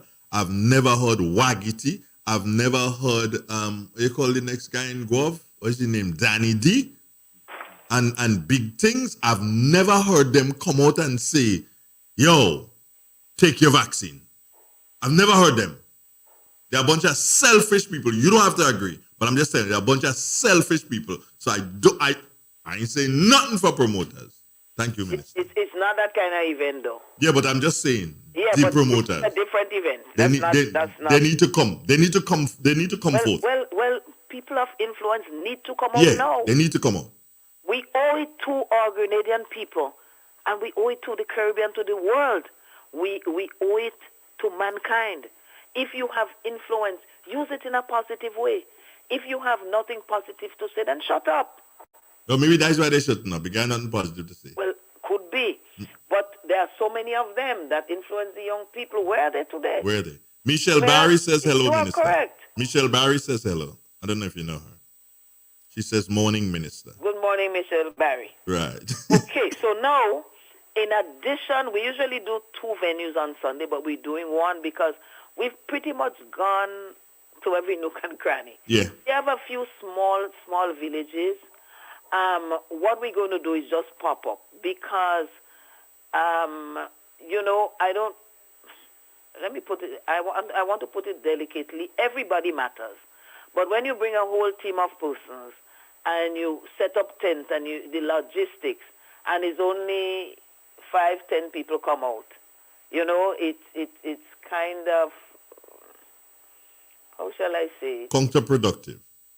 Well, it may be, but I still want to say that everybody comes. So what we're going to do is, I have sent you some numbers on your WhatsApp. I would like you to do us the honor of repeating those numbers to the public of St. Mark. This is for St. Mark. What we're going to do, instead of pitching tents in 2 places, because the other villages that remain, most people, so for example, we did Union Medical Station. People came from Redmond, they came from Fountain, they came from Digo Peace and the surrounding areas. So therefore, it may not be necessary to go in every little village, but what we want to do, if persons can call these numbers, if they have persons at home who for some reason cannot Make it. come to the point where we pitched our tents. They could call these numbers as of today and let us know that they would like a visit. We don't want to visit people who can walk to come there, who are physically strong. But if, for example, you have symptoms, and I know that was raised, the concerns of people coming in the clinic and they could spread it. We are concerned about that. So we say you have the cold, you have sore throat, you have sneezing, coughing, body aches, and all of that, then give us a call if you have not had a visit from the medical team, and we will send a medical team to do some testing or so. Somebody sent me a message already, somebody who is old that cannot, or elderly, let's put it that way, and cannot come to the clinic. Can we visit them? And yes, we can. So we'll be doing one stationary clinic, and we are going to be visiting based on requests by persons. I hope people can get their pens and papers together if they're interested in taking the numbers. But the other thing is, I want to say, is that the polyclinic in Guelph has been opened, and that polyclinic is to serve the people of St. John, St. Mark, and also St. Patrick, because it is a much nearer place for even persons from St. Patrick to come to than to go all the way to town, or depending on which side of St. Patrick they live, it is nearer than going all the way to Maribor. Did you just say it was opened, Minister? Yes, but it is opened now as a COVID clinic. So they're going to be dealing with persons. And when was that? They started Monday. So they would have done Monday, Wednesday, and Thursday, 3 days for the week. Okay. I'm the mouthpiece. Don't worry. Don't worry. No. But it's just that you see, no, Minister. It's just that I'm seriously, I'm appalled. Yes. You know, because when the information like, come on, I am not even going to be bothered. Yes. You know, and then people say they need help. Oh, give me a break. I know. Come on, Minister. We got to do better than that. I know. I tried calling you over the past, I'm not sure if I tried yesterday, but about 2-3 days in the week. And, well, I was listening to the radio and I wasn't hearing anything. No, we are off air. We came back on it on Tuesday. So I called on 2 days and I couldn't get to, well, I wasn't hearing the station, so I didn't bother with. So let me tell you, they're doing 3 days per week for now. It's Monday, Wednesday, and Thursday. They'll be doing both testing and vaccinated. And my understanding is that during the week, there will be teams, and that was said in a recent press conference. Teams will be going out to homes, because one of the things we want to address is the lateness with which people go to the hospital who have symptoms, because the longer the COVID situation takes to be addressed, then the more damage and more harm it does, and the more deaths you can have. Okay. So they will be going out in the field as well, and that is why we want to reach people. So we thought, let's do one stationary clinic, and let's give people the opportunity that we can visit them, but we will only be visiting persons who are elderly, who can't walk, or people who have a need to get vaccinated or tested. And let's say families, everybody down with the flu and thing, we prefer they don't come to the stationary clinics. We rather them call us and let us know. So let me give those numbers. 534-5114. So that is 534-5114. Then 538-1462. Then 535-1885. And finally 414-3257. So I've given 4 numbers, just in case you don't get one. Call the other, but don't panic. It is still for Sunday. So there is still time, today being Friday, and you can call these numbers. These persons will take note of your situation. They'll advise you what to do, and they will, because it may be that you need to get to the hospital or to a healthcare facility before Sunday. So we're not saying everybody should stay home. But if over the next few days you find symptoms develop and you are still feeling good, physically strong, you can call these numbers and we'll arrange for testing. And so this does not replace the routine hospital call or the routine hotline call. This is just to facilitate our pop-up clinics on Sunday morning. Minister, are we going to have people answering these phones? We're going to have people answering those phones. Okay. All right, just checking, because we know the issue with the hotline and what happens. No, that one has nothing to do with the hotline. Okay. These are just persons who volunteered to take calls so that they can inform us where to go come Sunday morning. All right. So after Sunday, those numbers will not be like Man, just say, routine numbers after to call, Sunday, don't call that number and they make it. I'm not saying don't call it, but I'm just saying they have volunteered. They volunteered last weekend. We didn't get many calls, but these people have volunteered, and one of them is our PR person, so she will also be able to take calls. I can't say any one person will be available all day, and I would rather if they called during the daytime. Yeah. So if there's an emergency, let them call the emergency numbers, because this call would just be for our pop-up clinics Sunday, God's willing. Okay, thanks, Minister. Have a wonderful day. Any question? Any concern? I good for the time being, you know. Okay. Because So the keep questions would not be at your feet. I want to place them at somebody else's feet. Keep up the good work. I try. And Team Grenada, whatever you do to help the cause, continue to do it. We have a country to save, and we have our citizens, our brothers and sisters, to help in some way or the other. Thank you very much. All right, take care. Bye-bye. 9 to 1. You're the real boss. We take a commercial break, friends, and we come right back. It's 20 minutes now before the 9 o'clock hour.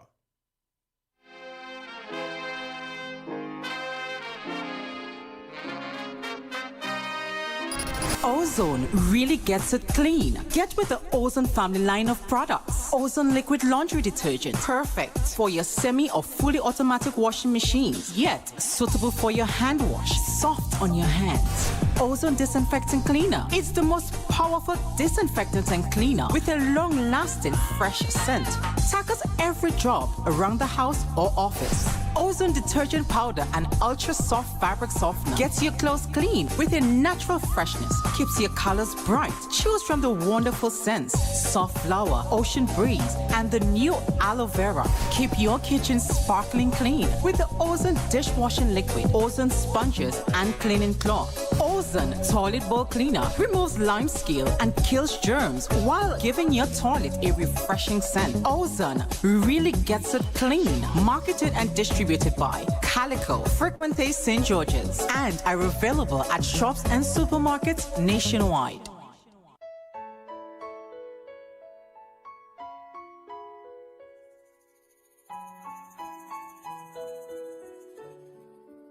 This is Dr. Chaitin again. Just letting you know, there is absolutely no excuse for sexual violence against our children. Me say no make them take advantage of you. Now more than ever, Flow is working hard to keep you connected to the things that matter most. Your family, your work, and your favorite entertainment. We are also providing Flow Study free of charge so students can stay connected and up to date with their schoolwork. And because your safety is our highest priority, you can manage your account from the safety of your own home through the MyFlow app. We are here for you, keeping you connected. M&M Hardware Limited, Hope St. Andrew and Dusty Highway, St. George. Shop conveniently for all your building materials, including plumbing, electrical, lumber, cement, steel, and much more. We manufacture roofing sheets available in 11 colors, aluminum windows, doors, insect screens, and hurricane shutters. Installation services are available for all our manufactured products. Our opening hours are Monday to Friday, 8 a.m. to 4 p.m., Saturdays, 8 a.m. to 3 p.m. M&N Hardware Limited. Come on in and experience our affordable prices, or call us 444-6757 or 440-6757 Dusty Highway. Email us at info@mahonhardware.com or mnmdusty@mahonhardware.com. M&N Hardware, foundation to roof. Let's build together. Get high making money moves with the NLA's new Aces High Scratch game with 4 chances to win. Beat the dealer's card to win the prize shown. Reveal an A symbol. And just like that, you are automatically a winner. Scratch away to win the top prize of $10,000. Win easy with Scratch. Must be 18 or older to play. Need a quick, convenient way to pay your bills and avoid lines? Use the online banking feature from Republic Bank, First Caribbean, or Co-op Bank. Contact them today to set up your online banking and enjoy 24-hour convenience to make your bill payments. Stay safe. Grenlec, we are united even when we are apart. How going on, boy? Hey, good old things. Hey, easy. Yeah. Boy, in line, boy. Your house looking a real good day. Boy, it's thanks to the hard-working and professional staff at the Housing Authority of Grenada. They handled me real nice. They did my plan, they did the construction, and I didn't even have to worry about a thing. They were there with me every step of the way, supervising the job, asking me about my concerns, giving me feedback as the house took shape. They were there from start to finish, and even put the keys in the palm of my hand. I give them an A++ for customer service. Oh, it's people from housing bad, boy. Boy, not bad. Excellent. If you're thinking about constructing your home, why not consult the Housing Authority of Grenada? You could visit them right down in the Sandino complex, or give them a call, 440-1015 or 440-1016, or check out their website, hag473.com. They go handle you. They go jog your blocks, they go draw your plan, they go tote your materials. Hey man, where you going? The Housing Authority of Grenada is your choice for affordable housing and a stress-free construction experience.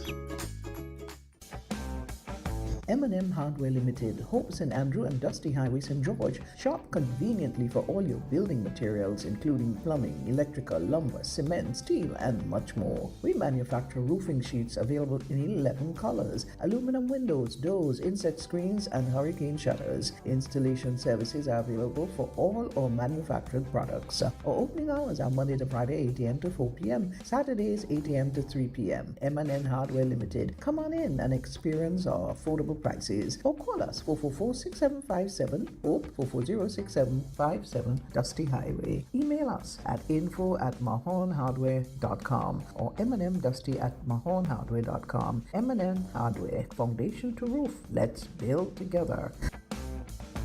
Let's get tough on breed your larceny. It will destroy our economy. Larceny threatens our food security. Can hurt us locally, hurt us globally. To all the buyers, ask for license from all produce sellers.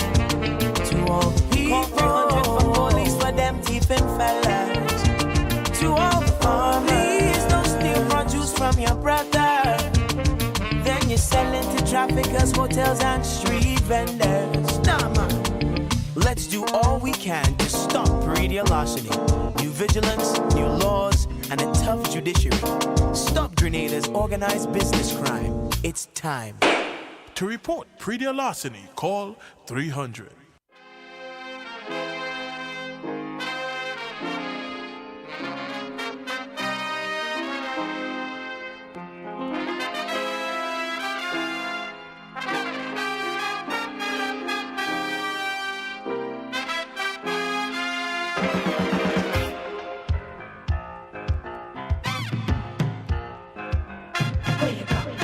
Where you walk, what you say, when you talk, where you go, where you walk, what you say, when you talk. Carl Caton, you made me do this, right? You made me do this. Do what? Keep Collins on the line this long time. Okay. So say good morning to him. Morning, Collins. Hello? Hey, Carl, morning, man. I didn't do that. That was Carl who told me to keep you on the line there, right? Dre, for the people, I don't mind waiting. Wow. For the people. What's wrong with this guy? Yeah, Guy, what's wrong with you? For the people. For the people, I don't mind waiting. Good morning to Grenada. Morning, guy. What's for up, the guy? love of the people. Put it that way, Andre. For the love of the people, I don't mind waiting. Okay, I heard you. Carl, you and Andre, Carl, that point you brought up there, and Andre, you echoed it also too. That point is so valid, man. I just had to chime in. I want to really try to help reinforce how important that point is, as to we the people must support the frontline workers. We must support the frontline workers. And Andrew, you mentioned about corporate Grenada. I'm not in a position to say, well, I know how much they are doing, but it's very important and it's very instrumental that corporate Grenada come on board and support the frontline workers. Because Andre, I mean, you went into it in depth, but if I should try to put it that way too, the frontline workers, we know that they are the reason why they have the name frontline workers. They are the ones that is facing that killer virus. They are the ones that facing it every day. And at times it can become very demoralizing. So hence, this is where we the people and corporate Grenada can pick up their moral again. When I say corporate Grenada, We're having some issues with your audio, Collins. I don't know what's wrong. You're having some issues. You're phasing in and out. Just letting you know. Okay. So I don't know if you're moving or something like that. Yeah. You hear me better now? Most definitely. Pardon me? Most definitely, I'm hearing you better. Okay. Yeah. All right. Yes, also in corporate Grenada, we could be different. The hoteliers, the restaurants, the bus, the supermarkets, the farmers, the fishermen. You know, all the different entities. Andre, during the pandemic up here in New York City, a lot of the hospitals, you remember during that time, I just want to share that experience, so maybe we can tear a page off of what they did up here. A lot of the hotels, the restaurants were closed. But some of the restaurant owners choose to, instead of shutting down the restaurant, cook food for the hotels. And that was done, you know, you had a lot of different restaurants donating their food and time to the frontline workers. I'm just suggesting. So maybe, you know, we can tear a page from what has been done out there. You had a lot of the vegetables growers donating their stuff to the hotels, you know, and that let the frontline workers know that, you know, the people is appreciative of what they're doing. And like I said, as a frontline worker dealing with that killer virus, at times it can be very demoralizing, and you know, to do things like that for them, it helps to boost their morale. So I thought it was very, you know, Carl bringing forth that point. It's very, very important that we try to implement that what Carl is calling for. Dre, you made a point yesterday, and I think maybe you might have to pull it out even sooner than ever. when you talk about the different stations coming together, if it's once every 3 months or something like that.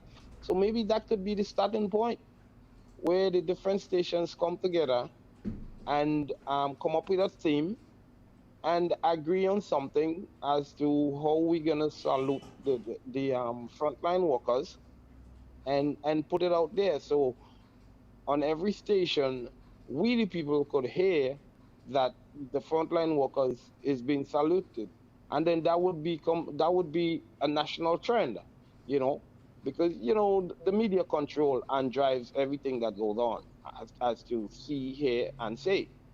So the point that you brought out yesterday with the different stations coming together, maybe you can fast forward it, and you guys can use that what Carl brought up, use that to implement the different stations coming together.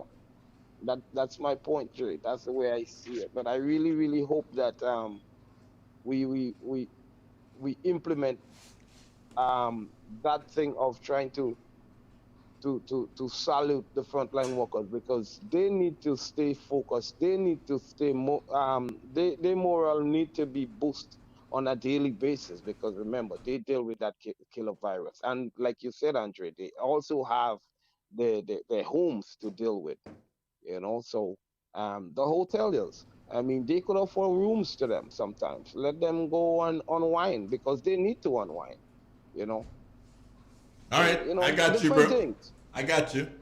I heard you. And maybe we can ask you to start. And I already start. You ain't waiting until I'm finished. So I wouldn't say anything because you know everything. Don't say what you No. say. You know I ain't saying nothing. But I'm listening. you start already, so continue. Right? No. Yeah, man. You start go already. ahead, go ahead. No. You start already. Continue, man. Continue. I can tell you. You smart today. You smart. You smart. Okay? Bob, you stop that? But you still talking? Hello? No, I'm not. Oh, okay, well, I was about to say goodbye. I was about to say goodbye. Goodbye. Take care of yourself. Have a great weekend, my brother. All right, all the best, sir. Take care, Collins. One love, yeah? All right, guys. Okay, man. Good. What? It's a call. I will deal with that call, and then I want to deal with a matter that involves the whole COVID thingy. Good morning. Good morning, Mr. Andre. Yeah, Bridge. Yeah, I think your suggestion and the gentleman's suggestion is very highly taken. I think it's a worthwhile decision that we give some acknowledgement to the frontline workers. And I totally support it. And I think we have to be very careful though with what we consider and who we consider frontline workers, because it can be a very technical thing to come up with who are frontline workers. But it is necessary needed. They are doing a great job, and those recommendations that you made, like for the supermarkets and so on, I think is worthwhile. Government intervene could be kind of technical again, because we have to be careful with where government go, because you're going to start where every and anybody consider themselves. Government? How does government come in? Huh? How does government come in? No, I'm saying government we have to be careful with how they comes in. No, we don't want them. We're not asking government to be part of this. Okay, well. All government has to do is if they are, well, not if, the frontline workers like the doctors and the nurses or whatever, all government has to do is to issue them with a card. Right, I am. That's all they have to do, nothing else. Okay, because as I said, I own government. I own government. Could be technical. Thanks for no thanks for the help. Yeah, it could be very, very technical. We the people doing this. Yeah, and I think it's a worthwhile, and I'm willing to cooperate wherever is necessary. Good. In the interest of Grenada, I think we definitely loving that. We have the first thing I can tell you, in about 3 months' time, we have a field of watermelons, and we'll be donating, what is it called, 20% of the watermelon? Yeah. 20% of the watermelons will be coming out, and we'll be giving it to frontline workers. 20% of the watermelon, just giving it to frontline workers, because we the people have to do this. I don't think nothing is too much to give to frontline workers. Okay, one love, bro. Take care. Good. Now, here's that. I don't know, but I have not heard, and I don't know if it's been done, eh? Remember I say that, yeah? I have not heard Mr. McIntyre Brothers. I've not heard Glean. Do they still operate Glean's Auto? Yeah, Glean's Garage. Glean's Garage? They still operate there? Think so. I have not heard Steel Auto. Yeah. I have not heard the young men and women who took the opportunity, yeah, to bring in vehicles as a business to sell. I've not heard them call. I've not felt them. Do you understand? So I'm saying there's something that the minister spoke about that spurred that in me this morning when Minister Modeste spoke. And it's this, God. How about Steele, McIntyre Brothers, Hubbards, yeah? How about they all come together? Because they do similar things. Yeah. They bring in the import vehicles. How about they come together and absorb the cost and outfit 3 vehicles, right?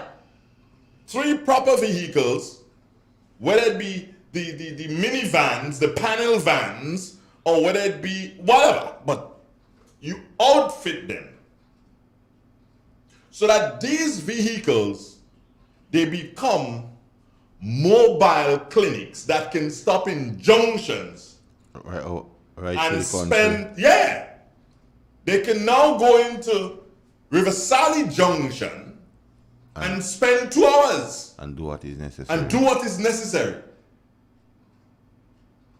Right? They can then move from River Sally and go to Rose Hill and go to Lafayette Liver and Marley and Madays. Montreux, Right. Hermitage. They can do that so as to ease the burden of travel on people. Yes. And So as to minimize the risk of person A moving and who may be positive but don't know. and bringing it with him. So you come to the junction and you don't have to do so and hook up tent and have to take down tent. That is a tedious process. Yes. But if these companies were to come together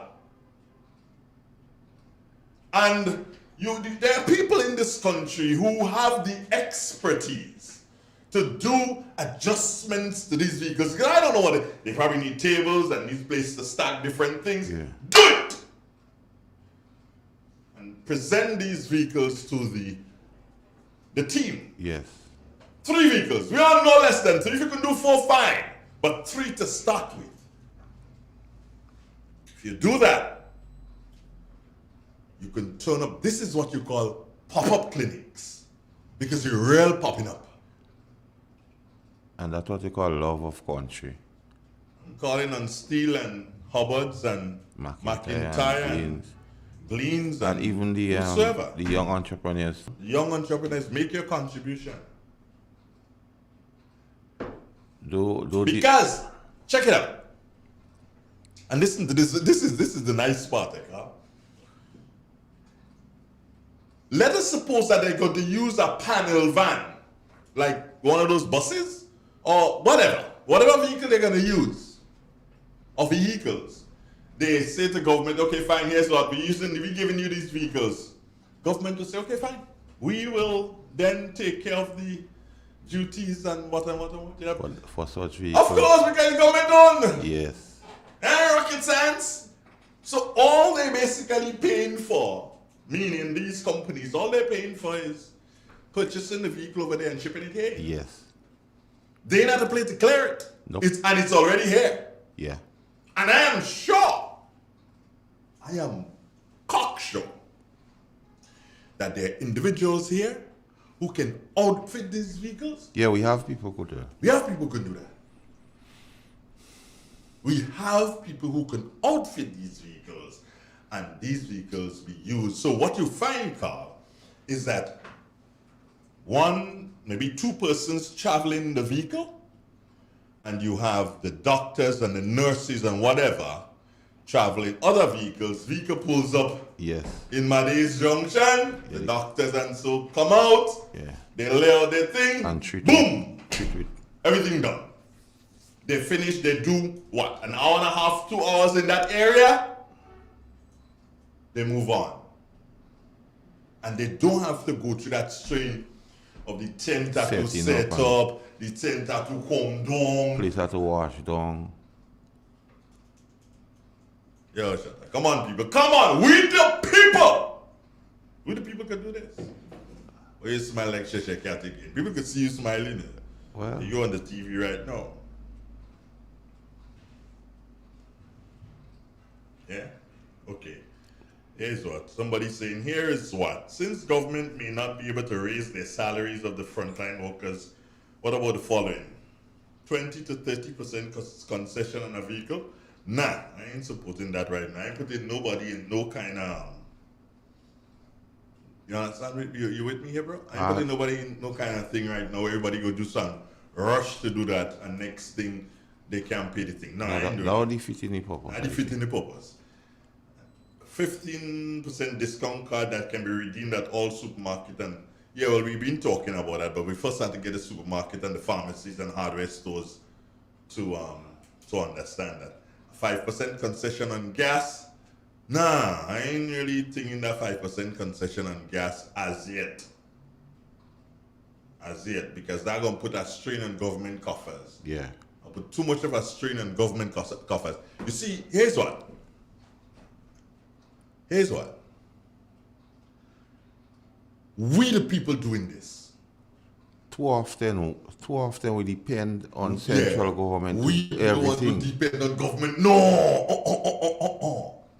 The important Let thing. corporate Grenada take on that important task. things. If we're going to get these vehicles outfitted for that, then yes, we'll go to government and say, hey, we want you to so thing like gas and do your thing. Gas and thing. No. We don't need to do that because then government will start losing revenue, and we cannot afford to lose revenue in this time. No, we need it. We need revenue in this time. You know, not that everybody doesn't need revenue, but we cannot, central government cannot afford. Because remember, if we're giving concessions, and we're giving concessions on gasoline and on vehicles, then how we go pay? How we go find the money to pay the same set of people to help them to pay for the same vehicle. Morning. Yes, sir. Excuse. Would you be having any program on Sunday? I don't know. I don't think Sunday. No, definitely no. Why? The Prime Minister, remember, he said that we have no movement weekends, right? So based on that, it's no movement whatsoever. Well, I thought you as a frontline worker would have. Say that again. I thought you would have been considered as a frontline worker to educate the nation. Yes, but while I may be considered as a frontline workers, the individuals who are at me, then I have to go and organize permission for them to come from point A. No. Prime Minister said, no, we ain't moving. Let all of us do move. We have to learn not to move. All right. Good. Yeah, we have to learn to, do that. Yo, what we're really speaking of, Dre, is something that I hope we, the people, corporate Grenada would hang on to and not ask the government to get involved in at this time, to put extra strain in terms of the revenue stream. And it is doable, Dre. If all of us are of the 93,000 plus persons eligible for the SWAN could come together and do something like that, because we're doing it for us, Dre. It's not something we're doing for somebody else. It's not something we're doing for another set of people. What we ask, what we suggest is something we look into our heroes, the frontline workers. We look into give, as they say, give them the flowers now. And we're not in this scheme to reach one set of people, but to show appreciation not only by talk, not only by words, but by deeds and action. So it could be felt that something is being done, the appreciation from us, we the people, to the frontline workers is of such that the people appreciate me and look what they're doing for me. They do a lot of, they're just like ease of doing business for them in supermarkets and so forth. Mm-hmm. Even Collins made a particular point, and it brought me to because of the stress and so on of the work, you have some places that do massages and surgery. If they could hang on, you don't do all that, but every week you do about 5 to 6 persons on the house, as they say. That would go a long way. I can get somebody right now. I can get a person right now. Where's my friend? Good morning, Miss Cyrus. How you doing? Yolin Smith. Good morning, Ambassador. Pat Kip James. Caroline Lennox. Keith Sylvan. How are you doing? I'm looking for my friend. She's not listening this morning. Perlin, where are you? Perlin, here's what I need from you. I want you to, and I know you're listening because you always listen to Real FM Radio. You just have to send me a message and say, sure, I will do. And I want you to select 2 frontline workers close to you who you know would accept your service. And Perlin, I want you to give them full body massage. We the people want that, Perlin. Right? Yeah, Perlin, yeah, she's gonna do it. She's gonna do it. And she's usually listening. I don't know, I didn't see her this morning. Yeah, Wednesday was the last time I saw her. All right, Perlin, are you there? Okay, let me send her a message. But I know I will get that from her. Because we need to show our appreciation, Edre. We need to. Most definitely, we need to show our appreciation. I have a feeling that Perlin is not home because I'm only seeing one tick by her thingy. Okay, so probably she's not at home today. Now, talk about vehicles outfitted. I want to raise something here for a young man. And I want to take my time and raise it, God.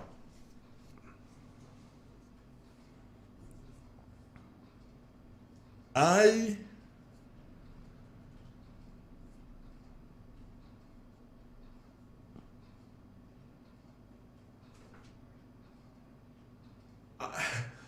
want to find out, that's first step.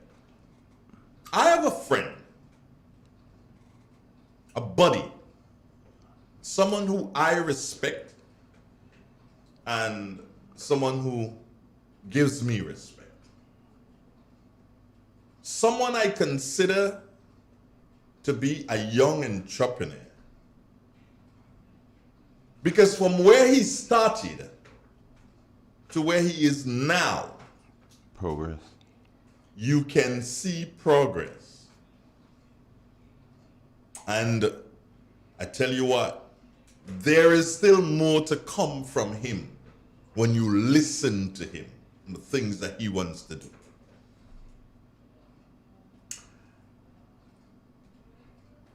He, I would say, is one of the young law-abiding citizens in Grenada from the village of, do you call it, is it Monfendu or Rosedale? I think Monfendu. It's Monfendu. Yeah.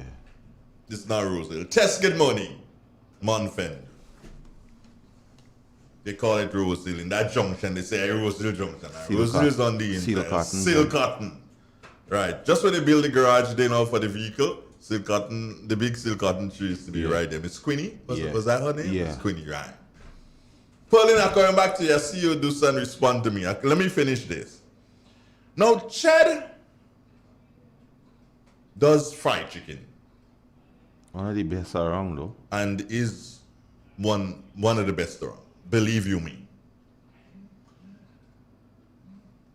And the brother tries.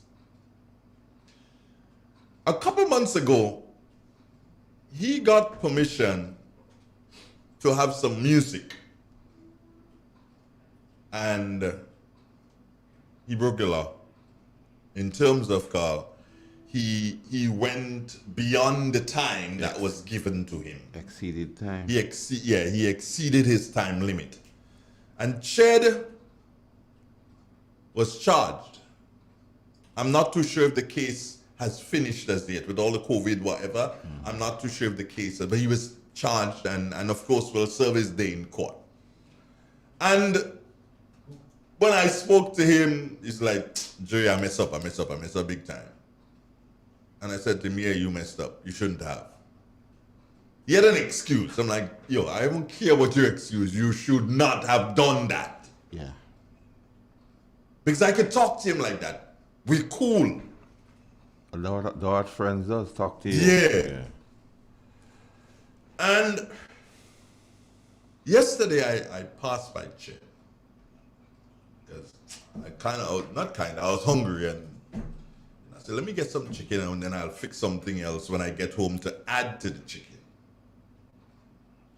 Right? And Ched said to me, he said, Dre, I need to talk to you. I said, what's up, bro? He said, boy, I got a ticket. I said, you're speeding again? He said, nah, not speeding, Dre. I said, so what happened to you now? How you getting a ticket? He said, I got a ticket right here, Dre. I said, how you can get a ticket right here? What happened? And he said to me that he was there. He was in the, you with me? Yeah. Yeah, I want you to eyeball me on this one. I don't want you to be distracted in any form, shape, or fashion. I want you to eyeball me on this one. He said he was in the kitchen, in this little parlor there. He was frying chicken. And there are a number of youngsters outside in the seats. And they were all, his recollection, they were all wearing masks. Because they were there, you know, and maybe not necessarily the 6 feet apart. Yeah. But they were wearing masks and not sitting close together. So he was inside handling some chicken that was just ready. Took it out, put another set of chicken to fry because he's deep frying there. And he comes outside because it's so hot in there with him doing that. So he comes outside there. And as he comes outside, in about a minute or so, a police vehicle pulls up. So he's there. He's outside. And the police officer, one came out and asked him for his mask. He said, oh, shucks, officer, sorry, I have it right here. Because he had just come from the kitchen in the heat. So he did not affix the mask to his face as yet. Because it was a minute. He says it couldn't have been more than 2 minutes since he came outside. And they rolled up. And he said, okay, fine, I have it here.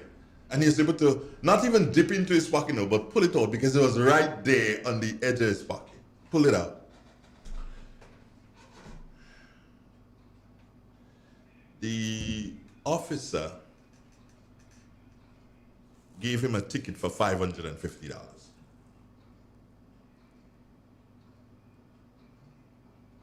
Because he was not wearing the mask. That hurt me. That really hurt me. Here's a young brother. His girlfriend. Yes, I don't know if it's child or children. And I'm not saying that he didn't break the law, yeah? I'm not saying that he didn't break the law. But I believe that sometimes we all don't use proper discretion. And while, yes, he broke the law, do you really believe that you should have issued him with that ticket for $550?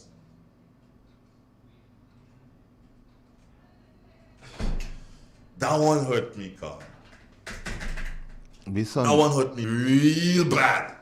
Based on what you say, Dre, I hope it's not a case where he's been profiled because of the earlier infractions with the permission thing.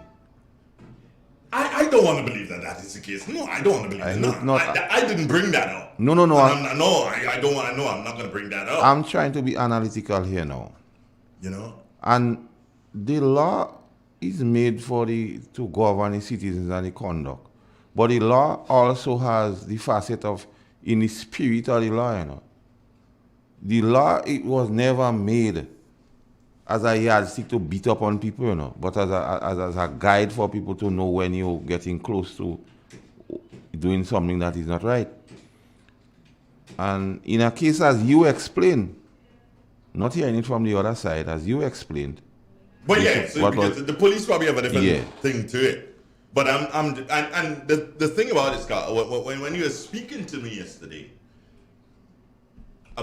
there were about 1, 2, 3, 4, 5, about 6 or 7 persons there, and out of the 6 or 7, about 4 of them were there, and they said to me that everybody else was and I guess that's why nobody else got a ticket. Yeah. Because everybody else there was wearing their mask. Yep.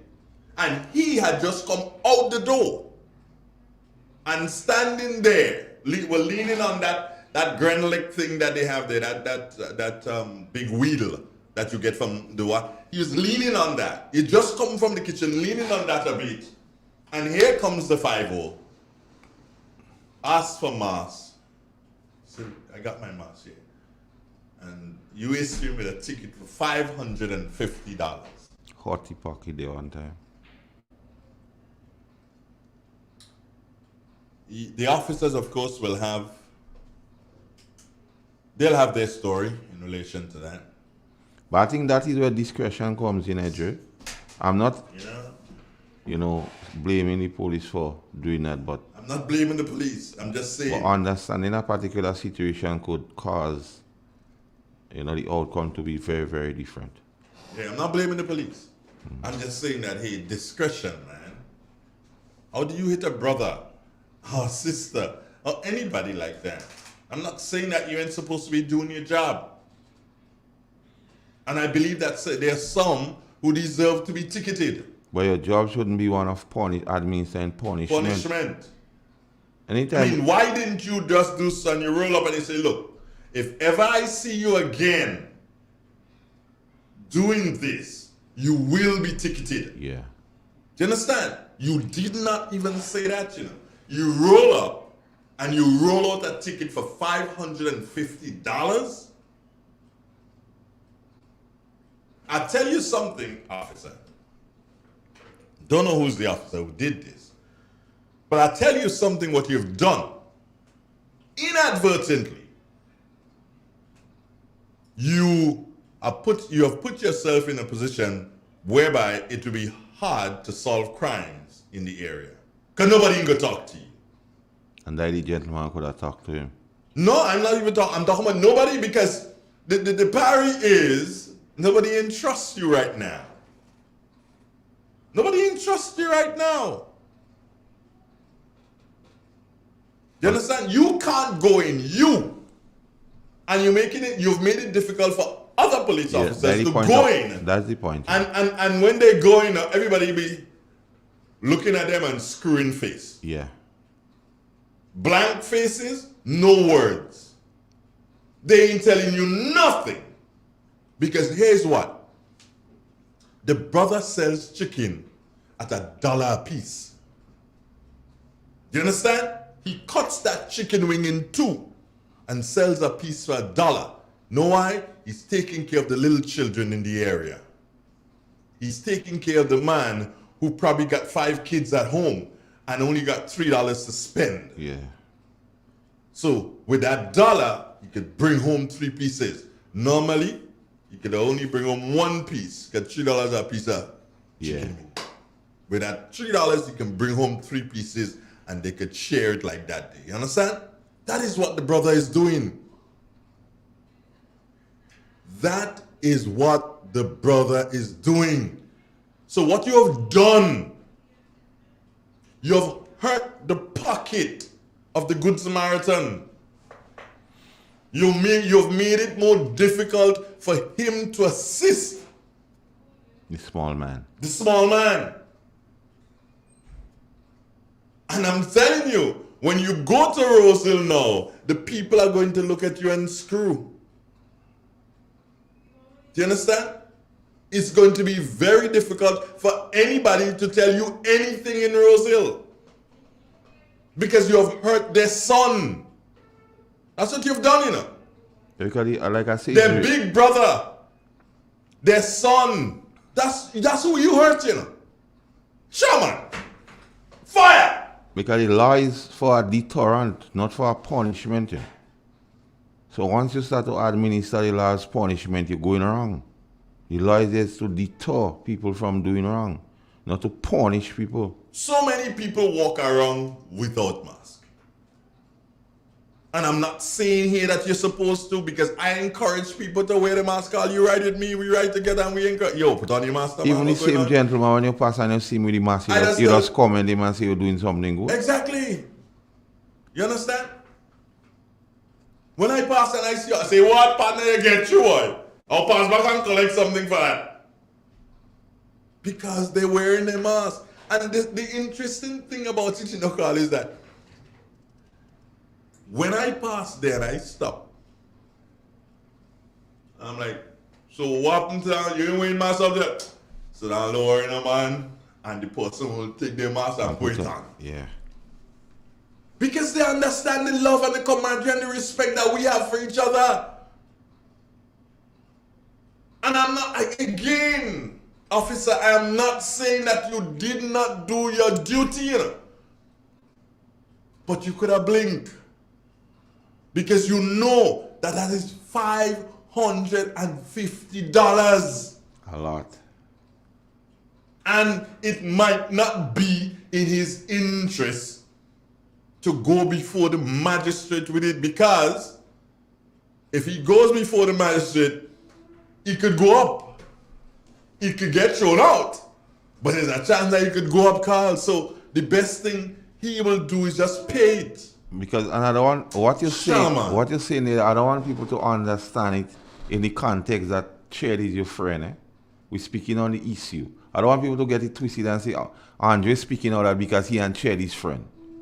We're speaking on an issue of consistency. Like I keep maintaining and saying, the law is for a deterrent, not for a punishment. Anytime you decide they could use the law to punish somebody, you're going wrong. Punishment is for the courts. You could have given him a warrant and then go to court. And let the court decide.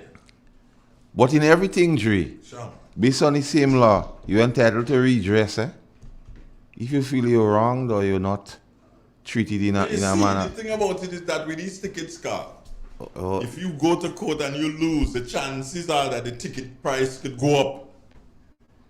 That might be so. Well, yeah, but no, it is so, Carl. You go to court and you lose. 9 times or 9.5 times out of 10, that cost of that ticket is going to go up. But still. So you the man. You understand? You, the man with the melanin. You're trapped. Because if you don't go to court, you have to pay the ticket. Yeah. If you go to court, one, you may have to get a lawyer. And if you go to court for yourself, the magistrate does not have to listen to you, Carl. Yeah, on the parallel side, I would really like to hear the police side of that story. I would love to hear it too. Yeah. I'd love to hear it too. So that, let me cross it out.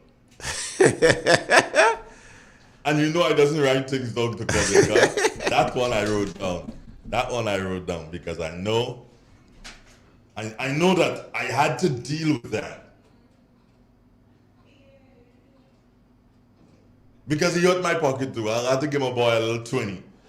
You understand? To help him pay that ticket. So like the pig in the pen, I get hit the ball in, man. You understand? It's me that get hit. Because I got to give him a 20 to help him. Yeah.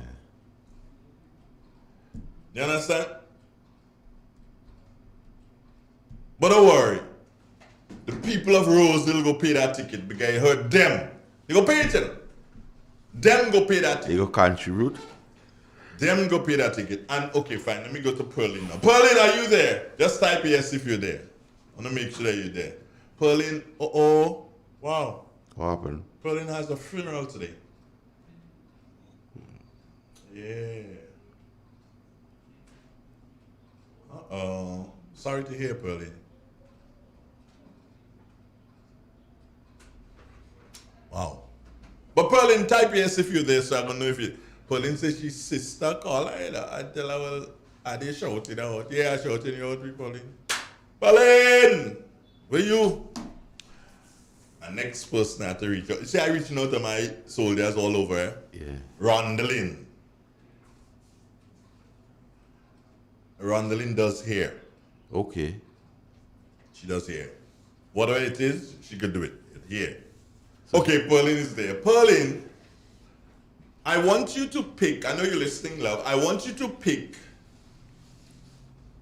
3 frontline workers around your side. Right? And knowingly that they will accept your service and give them a full body massage. Compliments the people. Compliments we the people. Right, Pearline? Type yes or type no. Caller, we coming to you, waiting for that thing from Pearline there now. Let me see what she got type. Look at next thing she embarrassed me and say no. But I'm banking on our friendship. She type in card, she type in. Carl, we the people in business. Yes. She type okay, but she's still typing. Okay, right. So I can count on you for that. Right. So Pearline will choose 3. You there, Carl? I'm right here with you. Right. 3 persons. She's going to choose 3 persons in her neck of the woods who are frontline workers, and it's going to give them full body massage at no cost because we the people will take care of that. And she should let them know compliments we the people. Yeah, Pearline, make sure you let them know that that is compliments we the people. Right? Thank you, Pearline. Now, where's my friend Rondalyn? Pearline, you know we good. We tight like that. Where's my friend Rondalyn? Rondalyn, I know you're listening, you know. And well know you're listening. And if you do something, send a message and say, okay, right. So Pearline says, okay, we the people good. Yeah. Right. Rondalyn, if you can send a message and say something, I will deal with you. Good morning. Good morning, sir. Good morning. I normally don't call back more than once, but I know Chad. Tell Chad I'm going to help him take care of that chicken, no problem. But I think you're also missing the point that the police need to set a clear example that when you violated the regulations, even for a second, you know, you have to have the mindset that if you step on the side, put your mask on, put it on. Yeah, he should have, he shouldn't have broken the law. But I'm still saying that, they could have, But I thank you for helping, Chad. Yeah, but he could have, but he has responsibility to set himself as a law I think in his defense, and yes, it is a defense. He had just come from frying, and he doesn't fry with the mask on because it's kind of, and he had just come from frying and walked straight outside. Yeah. And he should have been more cognizant. But I'm happy that we will help him. No problem. We the people will help him. Stand one for all and all for one. One for all and all for one. Thank you. All right, guys. All right, Have a good great. day. I'll check with him later. All right, great. Yeah, no problem. So, Chad, somebody can check with you later. Don't worry that. We the people good, Chad. You know that. Yeah, but you see what I don't want people to feel we coming across as appeasing people for breaking the law. No, we're not doing that. Chad broke the law. There's absolutely no misgivings about this guy. He broke the law. But my thing is that when the law is broken, you're the first judge, you know. Isn't it so? Isn't the police officer the first judge? My whole concern in that whole thing, Dre, is consistency. Eh? Explain. You don't want where Chad was seen without the mask and been ticketed. And other persons could testify that the same set of officers would see them and don't say nothing. There the thing becomes dodgy. You know. Once the thing becomes inconsistent, it becomes dodgy. Now the police has to do it, and I always believe in setting example or standards so persons know what is the reward for not doing what they're supposed to do. However, when it becomes partisan, then there becomes a problem. There was this incident which somebody was highlighting on the book somewhere in Grenville area when one person was charged for not wearing a mask. And while the person was being charged, another person without mask came and asked a favor of a police officer there and then, and nothing was being done. There the things become grey. Discretion, yes. Consistency, yes. You could either operate in the spirit of the law, yes. You could operate in the letter of the law, yes. But it has to be consistent. You can't start to animal farm the law. Once you start to animal farm and some persons become more equal and some, there lies a problem. And in my whole thing about it is, I don't want the police to become an arm of appeasement to continue to appease people when they do wrong. However, every situation must be taken in its own context, because every situation would not be the same. The mitigating circumstances that would cause one situation would not cause an next. It's like the facting issue, yes, you know, with the mask. But what is the relevant fact so wrong in that fact? What is the cause? All that has to be considered. And I'm saying all that in lieu of here in the police officer's side, Edre. Because sometimes the police officer might have merits in giving Ched the ticket. He might even tell us by we speak to Ched already. He might say. So we're not promoting rogue behavior. Nope. However, we're speaking from a good place. But you know that I will pass by Ched, Carl, and I would say, yo, put on your mask, what's wrong with you? Yeah. What's wrong with the people outside? I will tell them that. And you don't want people to start feeling pressured or punished by the thing. No. Carl? Yeah. There's a good soul. Yeah. Who just said, good morning, great idea. I will sponsor one. Send me the cost. Meaning one of the massages? Yes. So I've just sent that person Perline's number. Yeah. So that they can get in contact with Perline and they could reason that and they could... People go get onto that, you know, G. Well, it's we the people, you know? We the people who understand what it takes, you know? And what we have to do to keep motivating the frontline workers and at the same time showing them that we appreciate what they're doing and you're not going unknown. Good morning. Good morning, Mr. Dre. Good morning, Master Carl. What going on, man? Yeah, you take your vaccine, I could talk to you. We the people, we there. Andre, and Master Carl, I don't know if the whole question of, I want to contribute to frontline workers. I can contribute, for example, with the... I thought I was going to give them ice cream. Don't want to contribute. Yes. Stop wanting and do it. Hairdressing. No, it's not open to the public for persons to operate. Not yet. But if it does and when it does.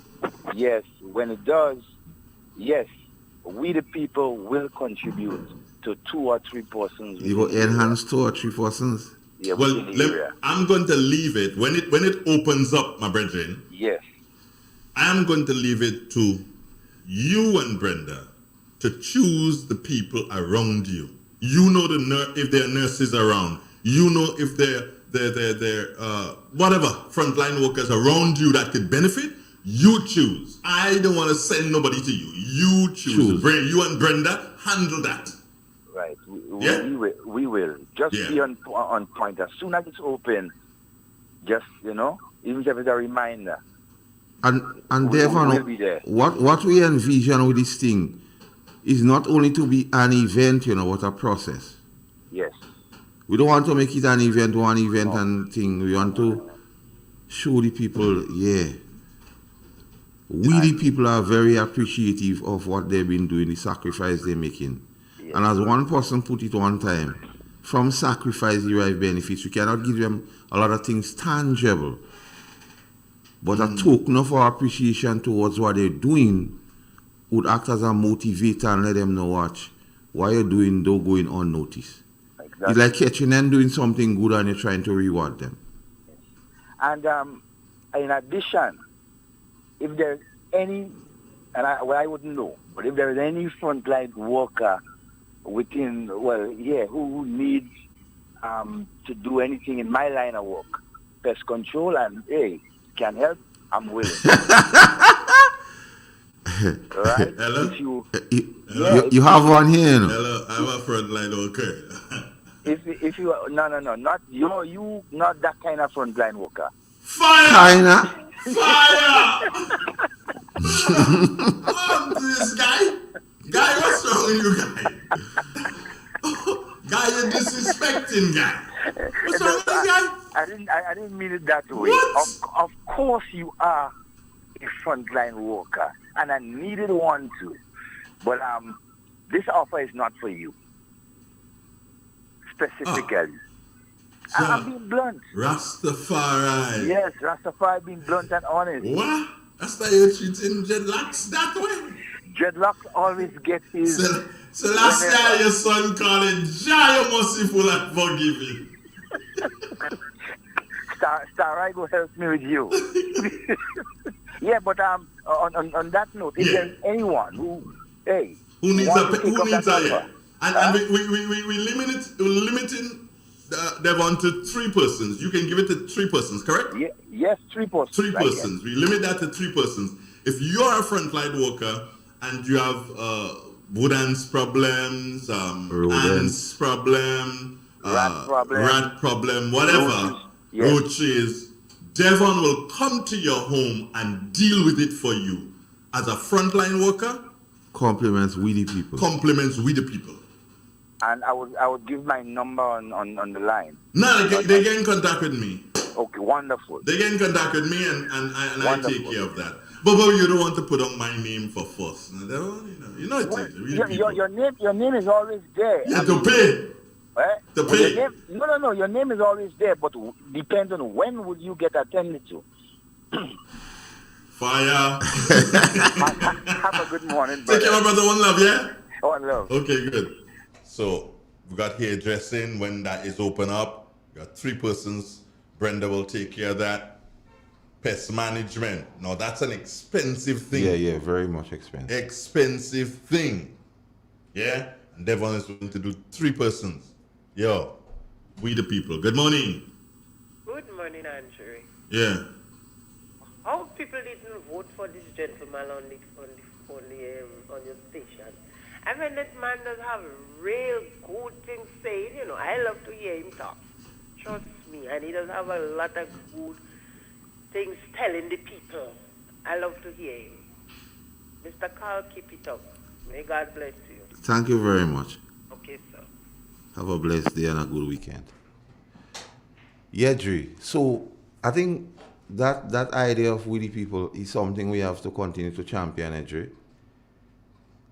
I already sent that information to the We the People. Yeah.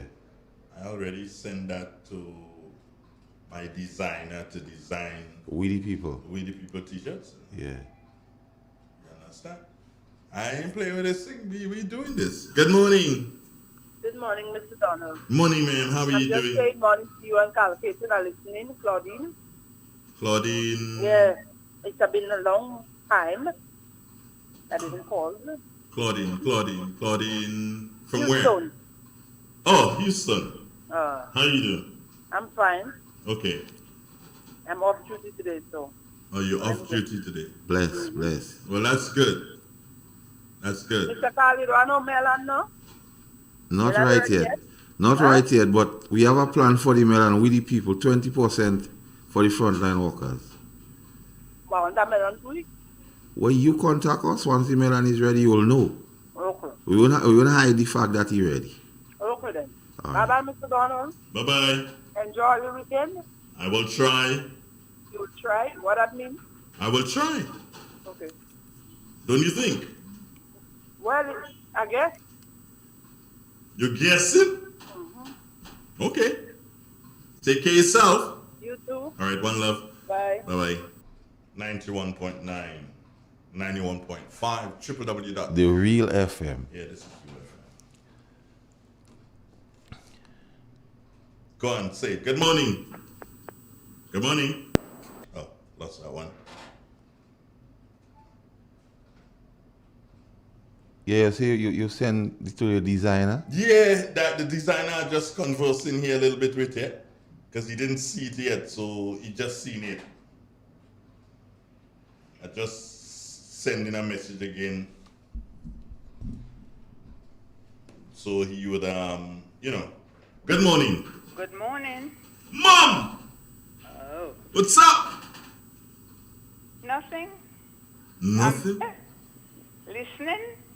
Your suggestions. And is it what's your friend's name? Carl. Paul. Yeah. Paul, good morning. Morning, Mom. Yeah, I'm just when I sit and I usually listen and your expressions and suggestions. I wonder if you've got a magic. I don't know. The ideas you come out with make sense, and they fall in place along with Mr. Andre's suggestions. It's a good team. I like how you all think, and it makes a lot. It sounds good, So I'm just there listening. But Uncle, sorry to call you Uncle. That's all right. The thing is, my phone, my little radio gives trouble. I don't know. Sometimes the reception isn't so clear. But I'm glad this morning it's better. Well, that's good news. Times when I can't, I get in the background, you hear in another station, performing and so on. Anyway, so how are you? How the feelings? I'm okay. And as I said, I'm blessed. I'm okay. Well, we are blessed. We are blessed. And we just have to hold on and be, do the things that the right things. We try our best. And never mind we get opposition. You would get insults. You would get different types of suggestions and everything. So it's there. I'm listening. Thank you, Mom. So have a pleasant weekend. Yourself and Carl. Oh, you too, Mom. And again, the mask is important for wearing it, for using it, I just say we're supposed to use it the right way and not for nonsense, Some of us are stiff-necked. We are a stiff-necked nation, some of us. But still, we have to go on. We can't give up. That is my little synopsis to you. All right. Thank you very much, Mom. Have a wonderful day. Yes, and a nice weekend to take care of yourselves. You too. You. Bye. All right. Bye-bye. Bye. Do you know Bo in Luzon? Dr. Bo in Luzon? Yeah. Excuse me. Dr. Bo in Luzon sent something that I need to read for with the people. Andre, we can consider a distribution plan to handle products coming from the agricultural sector.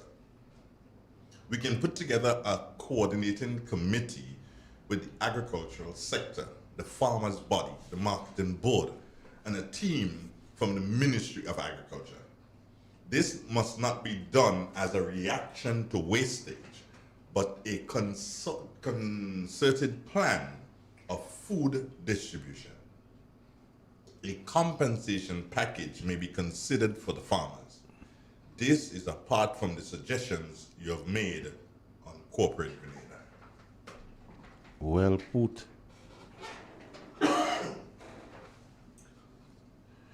So, Andre, yeah, the think tank is already in place.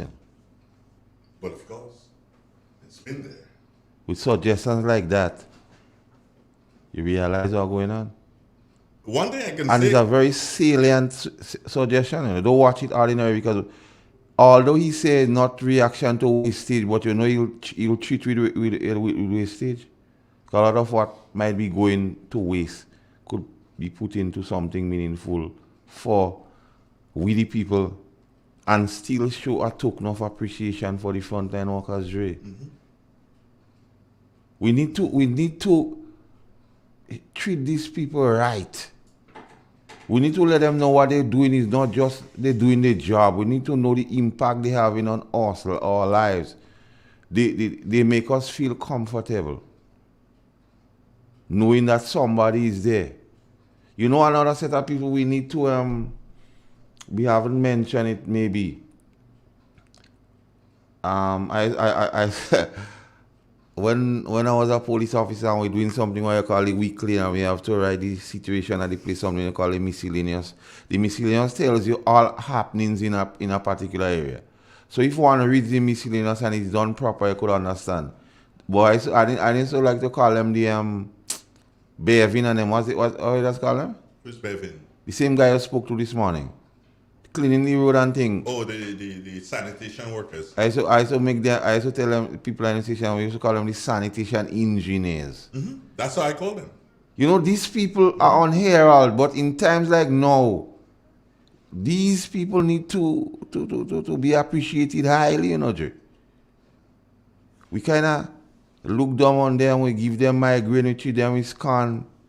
And then one day they work for 2 days, we had this organizing thing, oh, the place this, the place that.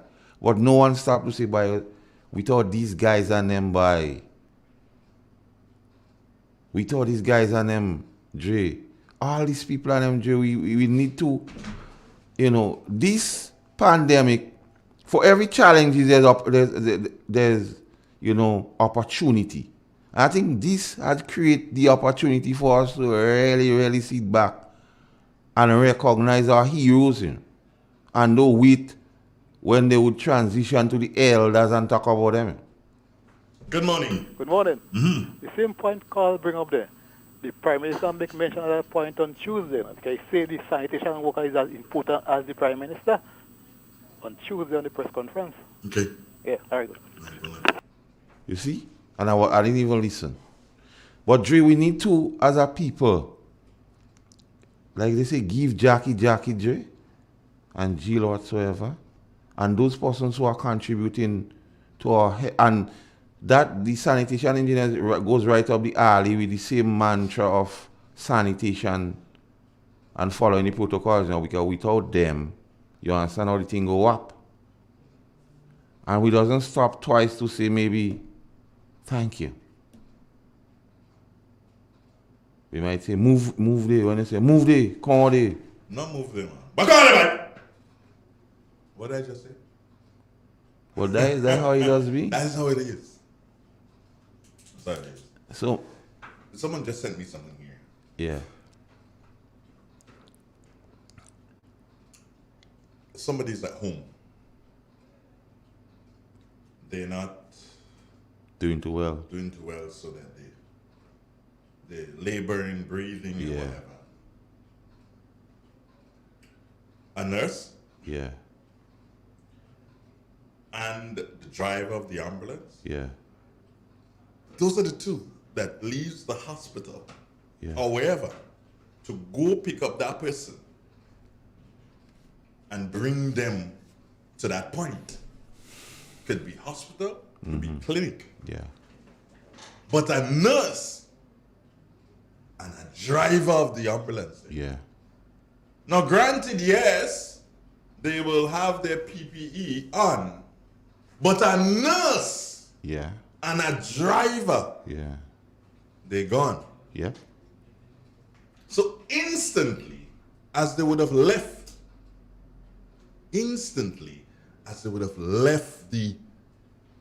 their base, they're in the firing line. They're exposed to all. They're exposed to it. Yeah. And they go, and that person is laboring, breathing, can't walk properly, and the nurse and the driver has to lift. Yeah, has to treat with. And the possibility is that that person has COVID, and the COVID is 6 inches away from them. The COVID is 6 inches away from them. The COVID is with them.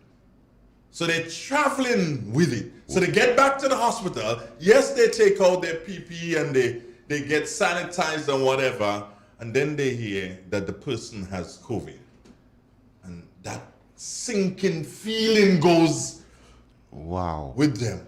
Like a wow effect. Did I do everything right? Did I do everything right? And they start to play back everything in their mind. And it's a stress.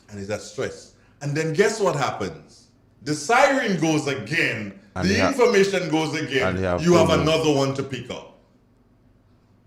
Andre, just to add, after the shift is done, you know where they go? Home. To whom? The children. Okay. They go home to their children. So they go home to their loved ones. So Jay, begs the question: what we the people? You know, I say that they go home now as you ask me, Carl. And earlier in the first couple of months of the COVID outbreak in the US, speaking to my niece, she's a doctor at Kings County. And in speaking to her, she said to me that, because I was asking her how the children, she has 3 children, yeah? So how they're dealing with it. And she's like, how they're dealing with it? You mean how they're dealing with me? Yeah. So I'm like, well, what's up? And she says, well, when I get home, they stay at a distance. Hi, Mom! Yes. Upstairs! In full flight. They're telling her, upstairs. Hi, Mom, upstairs. Yeah, in full flight. They Mom don't has have to deal go with. upstairs, shower, put the clothes in the basket, because she has a basket for herself. Put her clothes in the basket, shower, finish shower, clean down, so that when they come in, it's safe for them. Clean down, make sure that, and then she can go back downstairs. And they're still at a distance. How you doing, Mom? Yes. They're still at a distance. Because as far as they're concerned, she has come from the hellhole. Like not to our workers here. Not hellhole in a derogatory manner. Do you understand? Just a figure of speech. Figure of speech. They have come from that. Yeah? They've come from that. So and we treat that lightly. So Andre, and we treat that lightly, and we play the fool and jackass eating and don't go and get vaccinated. That's sad. That is sad.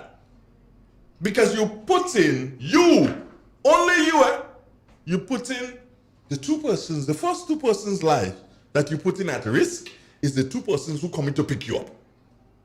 And then, when the 2 persons pick you up and they bring you to the hospital, the orderly that is going to wheel you in is at risk.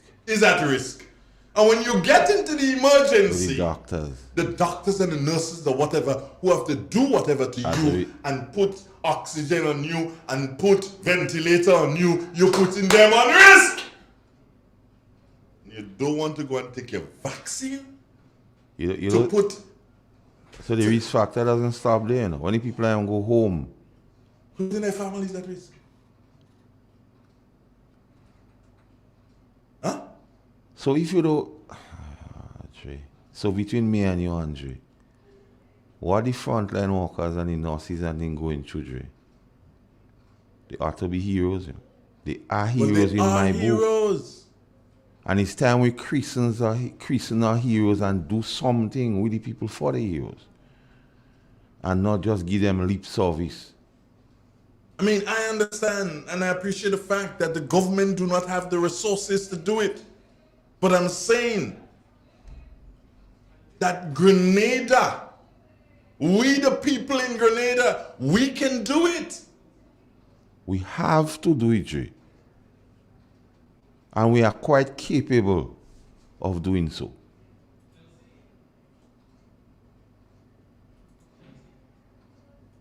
Like I was saying before we went to one of the calls, situations like that bring opportunities, Dre. It brings all the strength of, it reflects us as a people, how we treat with, or what we do going forward will determine a lot, you know. Will determine one, how long this thing stay with us when we vaccine and get it under control. Two, what is the template we set, what we've learned, what we've put in place, how we adapt. But when some continue to jackass the thing, we always like going back. It's like you say, one step forward, 2 steps back. We was in a place where we felt comfortable, we could talk. They say not to do that, we going to jackass the thing, we disobey. And after the disobedience rate, we sit in other people and say we mess up. Let we fix the thing. We pointing fingers at other people. And this one shoulda, coulda, woulda. And not saying, okay, we here. There's a solution, there's an alternative, there's something there. There's a roadmap to get out of there. And you're still in following the roadmap. Or there's light at the end of the tunnel. But it's like they want to make the tunnel so long. And we know what we could do. The empirical evidence, Dre, of vaccination is clear, you know. And it is not, they can't say the people that are here manufacturing the evidence, you know. Because if you listen in all other places, you understand? And for those who talked the last time, Dre, let me give you a practical example. Last weekend, or the weekend before, there was this RC rules football thing in Victoria, Melbourne, and them places. And the same thing they do, like how they jackass the thing here in August. A lot of people jackass the thing and go and congregate and watch the football energy. And after that, what happens? Same spike like down here. And they only making excuses. No one wants to take responsibility. No one wants to be accountable and do the right thing. All the empirical evidence is showing the thing deals more harsh with persons who are not vaxxed. And that is a fact. But you still not want, you still resisting it. Or you don't like that type. When you get choice, you're waiting for those from Cuba. All kind of utter nonsense. You become best YouTube and Facebook professional. You know everything. Oh, I'm not touting or not chanting on anybody. You know, you become a bush doctor overnight. So you know what is the dosage you take and what not to take. Because you carry out so much tests, because everybody say that. So, Andre, what baffles me, behooves me, Dre, is the fact that you're saying you don't trust the vaccine about you don't test and all this utter nonsense when it is not so. 20 years ago, this thing was in the works. You don't trust the vaccine because you don't know. What you trust Bush, what you don't know to drink. You don't know. There's another one I have you that you trust. I give it to you when you finish. Go on. You You don't know if you're taking the right dosage. You don't know how to take it. But you accept that one. But the professional, the person's trained, the persons who the ancient of days increase their knowledge for times like that. You don't believe in them. You believe a man who don't know and he whooping and you say, "But I cool with the other man doing it." So if you don't want to do it for yourself, Dre, do it for we the people. Do it for the frontline workers who risking their life every time they leave home and go to work. Because anytime a frontline worker leave home and go to work, there's a real possibility that he could come back with this thing, you know, Dre. It's not no joke, not no scaremongering about this thing, you know. Or not trying to make anybody free. That's the bare reality, that's the bare fact. I have a scenario. Preach. A scenario. You are one of those who do not believe in the vaccine. Hypothetically speaking, I know you've been vaccinated. Yeah. You're one of those who don't believe in the vaccine. You don't trust it. In addition to that, you're married, nice family, young children, one child, 14, other child, 10, the other one, 6. And the doctors tell you, your 6-year-old has a problem. And they start doing different tests. They're doing tests on who? Your 6-year-old. Yeah. Do you know what they're using? No. And you trust it? Yeah, they trust it full-hearted. You trust what they're using, yeah? And you don't know what they're using. But here's what, they come up and they say, "Oh, Mr. Caton, we have discovered that your child has the telephone disease." Mm-hmm. But there are no real things to that. But I know a doctor who usually use something that they say, helps with the telephone disease. Trial. The trial. Are you willing to? Yeah, let's do it. Your 6-year-old, you're willing to sacrifice? Carl? Yeah. You're 6-year-old, you know. But, and that is to a medicine that has not been tried and tested and proven, But you're willing to do so and let them use your 6-year-old. And on a vaccine. Just before you go, use on your 6-year-old and you have to pay. You have to pay. But on a vaccine that you don't have to pay for, that has been tried and tested, and you can look around you and see the proof of it being good, you say, "Oh, me, I don't trust that now. They don't test that enough yet." Where's your 6-year-old? On that table over there, That is where your 6-year-old is, Bunch of hypocrite people. I wish I could say something else besides hypocrite. According to the Prime Minister, he was on a different place that I say different things. In a different forum. You gotta express it. They gotta express it differently. Bunch of hypocrites. You prepared to sacrifice your 6-year-old on medicines, or using practices that have not been proven. But it's okay to sacrifice her. But for you, with a medicine that has been tried, tested, and proven to be working here, you say, "No, they ain't test that enough yet." But they test the thing that they're using on your 6-year-old? All of this hypocrite set up people. I wish I was in a different forum. Drew, on a lighter note, a gentleman, we were having this conversation, and he brought up the point, he said, Pfizer, they doesn't make, not only the vaccine they into. See, they making Viagra? See, they making Viagra. They're not making Viagra?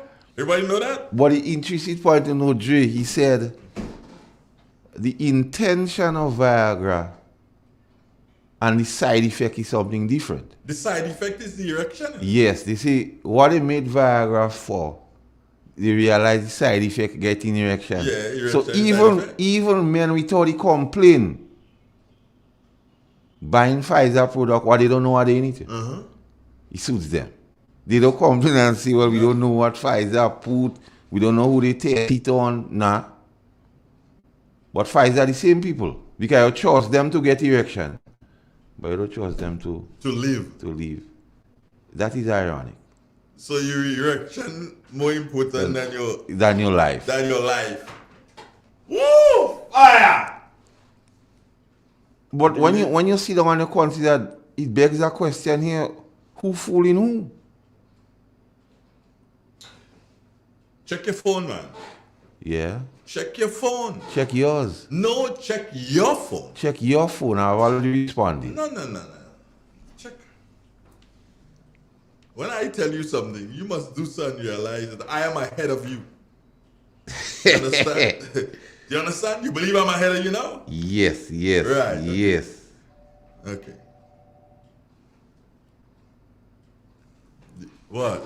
Oh, you sending message. Oh, okay. No, Great. Speak to it. Great. I told you my designer works. Definitely. It brings out... Don't stutter, please, brother. It brings out the whole thing. You like? Yeah, it put it in its proper perspective. Not too sure why the power cord. With the people, it's a show of strength too. It's a show of strength. Yeah. You like? I love it. I don't like it. Yeah, you love it. I can't do to put it in local parlance. That's the shit. Yeah. You said that? Yes. You're the first person who used those words on radio. You just created history, man. Damn. Woo. You got it going on. Now, 4420175. Yeah, you can call us on the extension. It'd be nice to talk to you. Johnny Charles. I don't want to big up Johnny, man. Yeah, man. Johnny sent a message this morning, you know, when we were arguing. Yeah. And he sent a message. What did he say again? Where is he? I don't know, but Johnny sent a message early up this morning when here we go. He said, morning, comrades. I'm here killing myself laughing at you and Master Carl. And then he said, the man who renting tents and chairs making the money these days, all rentals at the cemetery. All rentals. So he need to show appreciation to the frontline workers. Of course. Whoever he is. The funeral agency need to show appreciation to the frontline workers. Yes. Of course. We the people. We the people. That's our logo. Right? We the people. We the people. That's a logo right there. Yeah. What? You want the t-shirts? Yeah. Ask what's his name if you're listening. Collins. So he sent for it. Collins, I hope you're listening, you know. We send something for you. Look out for it. I didn't send it yet. Yeah, I have to know that he's listening. I didn't send it yet. Collins, let us know you're listening, man. Yeah. You can't duck out on us just like that, Collins. He probably ducked out. He's a River Sally guy. He probably ducked out already. Yeah, I waited. Anybody who expressed interest in seeing this, then I'll send it to them. We the people. For the people, of the people, by the people. Fubu. But Dre, what is happening? We received some calls this morning, and you know when you're doing something, the intention is always there to do something. But when persons are gravitating towards what you're doing, it makes you continue and feel good about doing it. And based on the expression of callers over the recent times, has given give you the feeling that, okay, what you're doing making sense. Collins is there. Let's see what he says. He's there. Talk to him, Carl. Collins. Carl. Wow. Carl, do me a favor. Yes. You and I went to school together, and you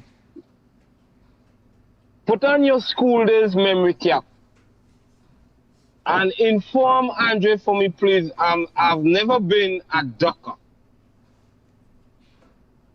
Can you do that for me? That I could see.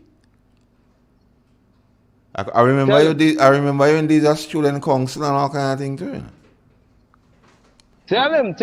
Tell him for me, please. Well, that being said, some information go visit you. You need to act on it. Say that again. Some information will be in your box. Check it out. He needs to check it out now. It's already there. Check out what's in your box, and you need to act.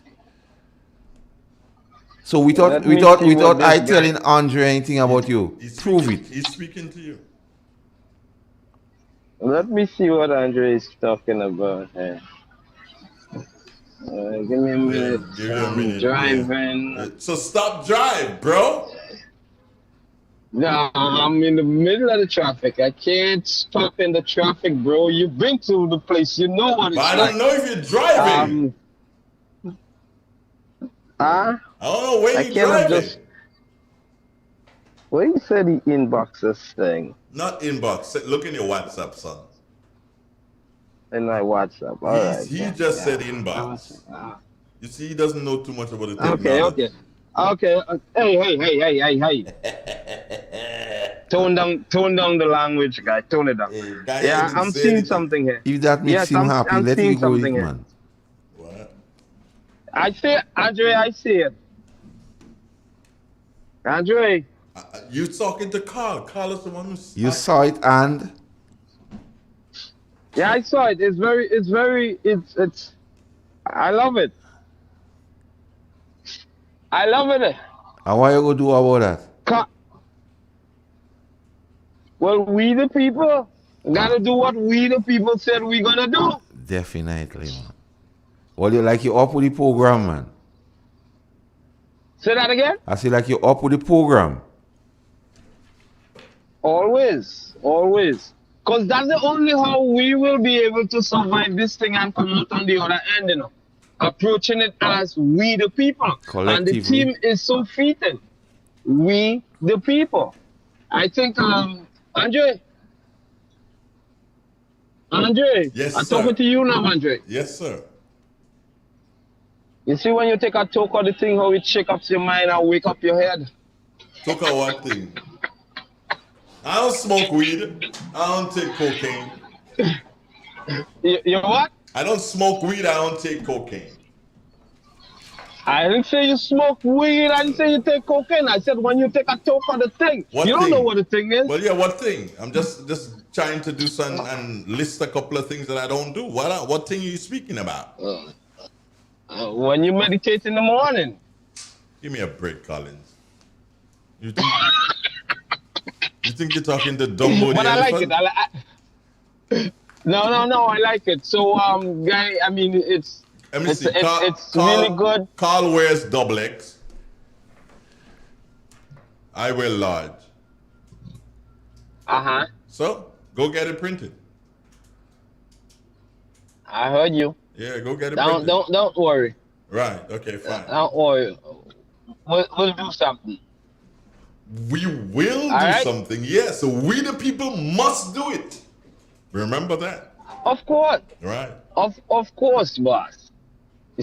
Of course, boss. It's sounding like the boss now. Taken care of. On it. Roger that. What up? Take care of yourself, Collins. Take care, brother. Okay, one love. Good. Later. Yeah. So we got one person working on something there right now. You have it? Get in there. You get in there? You get in there? No. We people get in there. I believe that you need to. I believe you need to send that to your friend, who would remain nameless, in New York. Yes. You know who? Yes. Right. Send it. My very good friend. Send it. Let me see who's sending messages. Let me see if anybody. Okay. No. Shut down. All right, Siri, close. Your message to Denise. Hey. Shut down and Siri close. Ready to send it?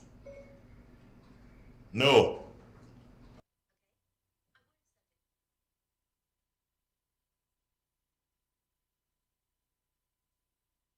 Yeah, Carl, you gone silent on me again? No, you give a suggestion and I was just following through.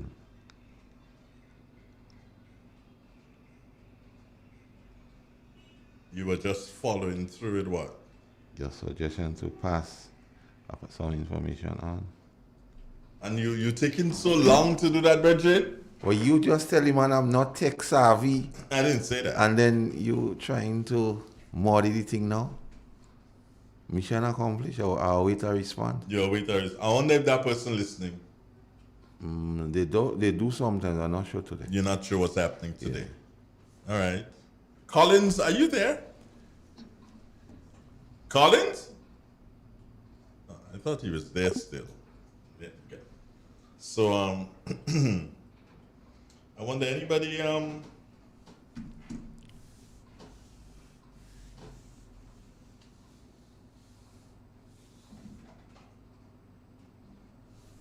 Dre, there's another issue I want to bring up. Oh, go get them, man. Go get them. I put my mic up in the sky for you now. What's the issue, my brother? The RGPF. Oh, my God. Go on. In terms of space, or moving forward after COVID, the housing of the RGPF. What is been happening presently, because, like for example, in Sotters here, because there's not a home, a true home for the RGPF here. They rent certain places and makeshift it into housing police officers, which in my view is not proper, as the evidence of the COVID now, how it affects persons, because the building there was not constructed for a police place. There's 3 stations in close proximity, Sortes, Hermitage, and Union. And that same place we spoke about on it a little while ago, Barry's Resort, Country's Resort whatsoever. Now, just how we're talking about the frontline workers and motivating them and making them comfortable and so forth, we need to find a place for members of these 3 areas, because a lot is required from them. So some people say, to whom much is given, much is required. So to whom much is expected from, a lot should be given to them. And creating or getting a proper place of housing for the members of the RGPF in this area, I don't see it as something too much to want. It is not a want in my view, but it's a need. Now, that's my suggestion. That based on the construct of the Hermitage Station, based on the construct of the Sortes housing situation, and based on the construct of Union, because when Union Police Station was built, the police officers' barracks was upstairs, the dormitory is upstairs, and the offices is downstairs. And say like a man had to walk in the night, you still have to walk outside of the station to get into the station. That has been remedied now. I think they do the step, they kind of build something around the step to go upstairs. So thanks to Anthony Boson. Yes, so personal funds from Anthony Boson did that. Thank you, Mr. Anthony Boson. I could tell you that. So one, when a station should be constructed again, a lot of consideration must be put into how it is constructed. 4, not just anything, you just house them anyway. But in the meanwhile, I know the situation with government and in terms of funds and so forth, and to build a place, as you and Mr. Boson does have different ideas of where it should be located. But for now, I think they should move in on Barry's Resort. Barry's Resort is spacious, is roomy. Anybody know how many rooms there? Based on the fact that police has to go out as frontline workers and perform, I even suggesting that persons could be inducted into the RC's rural constables as maybe chefs and cooks. So when a man come out and perform duty, they have to fight to go and make something to sustain himself. You have these people and them they doing that. And you pick able-bodied people, so needs be like an emergency like now, they could pitch in and help. They could so on. I don't know if I'm stepping out of my thing, but that's my thought process as it relates to them. What's your take on it? Taken. The same thing, what I just speak out? Barry's thing? Yeah, and I'm the all police. for that. Okay. I'm all for that. I believe it can only serve to improve the standard of living of the police officers who have to be in barracks at one point in time or another. It's spacious enough that there is an area where you can, maybe not in the present building, but they because of how the area is, you can construct lockers. Yeah. So your locker may not necessarily be by your bed where you sleep, but your locker is at a different location. So you can go and take your stuff out of your locker when you come to work and you're going to be there for the next so many days. You take your stuff out of your locker and you put it there. Yeah, when you're going home, you put your stuff back in the locker and you gone. Yeah. Do you understand? So I'm all for that. And I believe that with the market being at this particular point in time, the market is a buyer's market and not a seller's market. Barry's place has been up for sale for quite some time and nobody's really interested in doing it. And I don't see anybody really interested in getting involved in that at this particular point in time. But I would like to know how many rooms are available at Barry's and look at how we can do this thing and do this thing nice. You understand? And I hope that the police officers don't do so and start hanging clothing on the veranda like how they do in Central Police Station. They have to do better than that. Live like men, proper men. You understand? Don't jackass the thing. Make it nice. And don't feel you go do so and bring girl and have on the veranda and all kind of stupidness like that. No. Nope. Proper security. You cannot go in there. It is military or paramilitary. You have to have a proper reason for being there. No. You don't have to have a proper reason. Somebody has to have a reason for you coming there. Yeah. You understand? So I see that working. But I want to say something here, Carl. Does every parish have to have a courtroom? Courtroom? Mm-hmm. I think courtroom depends on the magisterial district. Like you have the Eastern Magisterial District. Mm-hmm. Which is? Grenville, St. David's. Okay. Western. So do you have to have a courtroom in St. David? Is it a must? You don't must. Are you sure? Or are you iffy? Nah, iffy on that. But you see, based on, you try to have courts close enough to stations, because yeah, sometimes you, like for example, the magistrate that serves Sortes, serves St. David's. So on Mondays, and I think on Fridays, they'll be in St. David's. And Tuesday, Wednesday, and Thursdays, they'll be in Sortes. But I would like to know whether or not you have to have a courtroom in the parish. Well, some legal-minded person might be able to help us, yeah? My reason for asking that. We can immediately improve the living conditions of the officers at both St. David and at Victoria if we remove the courthouse. Get more room. instantly. So that's why I'm asking, do we have to have a courtroom in every parish? I'm not sure on this one, so I don't want to say something what I'm not sure about. So immediately you remove the courtroom in St. Mark, Carl, you know the space there, you probably end up with an area where you can put more than 12 beds. Yeah, serious barrack. Proper barracks upstairs. Yeah.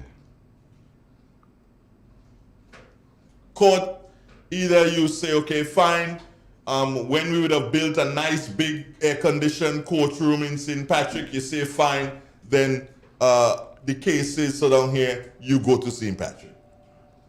Or the cases so down here, you go to St. John. Cases to St. David, you come to St. Andrew, and do over the top of the police station, make it barracks. Yeah. Proper conditions for guys, they ain't got no problem. As a matter of fact, some of them might not even want to go home. Go home. Because of their nights. Yeah? Is it possible? Is it somebody need to find, to be able to tell me that. Do we have to have a courtroom in every parish? Do we? I'm not sure, so we need to... And now, once that is done, Carl, if we don't have to, and we do that refurbishing in St. Mark, that will cause us to build the courtroom up here in St. Patrick faster and build it bigger, and probably you can have two magistrates sitting at the same time. Yeah? Yeah. I thought I'd share that with you today. I didn't give you that one before. I thought I'd share that. Okay, guru. No. You know, I like that came from the guru. That one is from the guru. But that's something we should explore the possibility, so. But I'm waiting for someone to call me and tell me, do we have to have, do you have a lawyer friend? I have lawyer friends, but they're probably in court.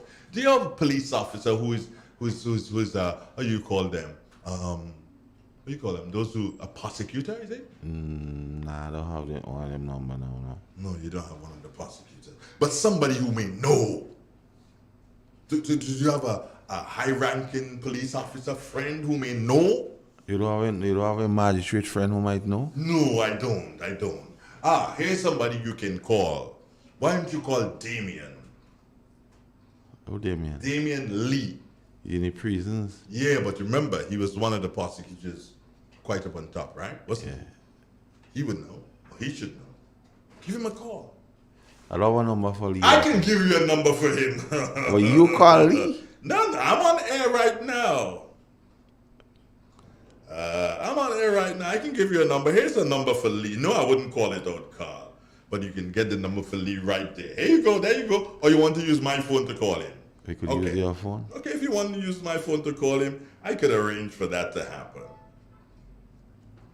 All right, so go outside and dial number and speak to Mr. Lee and find out, get the information that David and I grew up together. That's why I have his number, Carl. Stop behaving like a shisha cat. You're smiling. Yeah, so Carl is gone. He's going to call Damien Lee to find out. Cleveroy, good morning. Tribute to my homeland.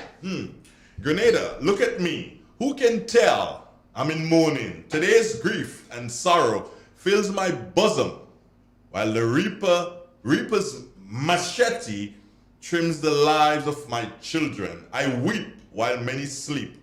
But look at me. Who can tell I'm in mourning? The tears I shed from the hills above are the tears of sorrow. And not the tears of sorrow, but that of love. Yet I refuse to wear the robe of darkness. My beauty I flaunt in this time of sadness. I weep while many sleep. But look at me, who can tell I'm in mourning. Wow. Nice piece, Depo. Nice piece there. Anti-vaxxers, it's either one or all of the above. Develop too soon, yeah, that's what they say. It makes you magnetic, yeah. Don't know what's in it. Mm-hmm. I'm washed by the blood. Uh-huh. It will change your DNA. Yeah. It will make you impotent. True. It's a tracking system. Yeah. What about your phone? It will make you sterile. Uh-huh. It's the mark of the beast. Yeah, yeah. It's a conspiracy against us. Mm-hmm. Bush can take it. Yeah. It's all a lie.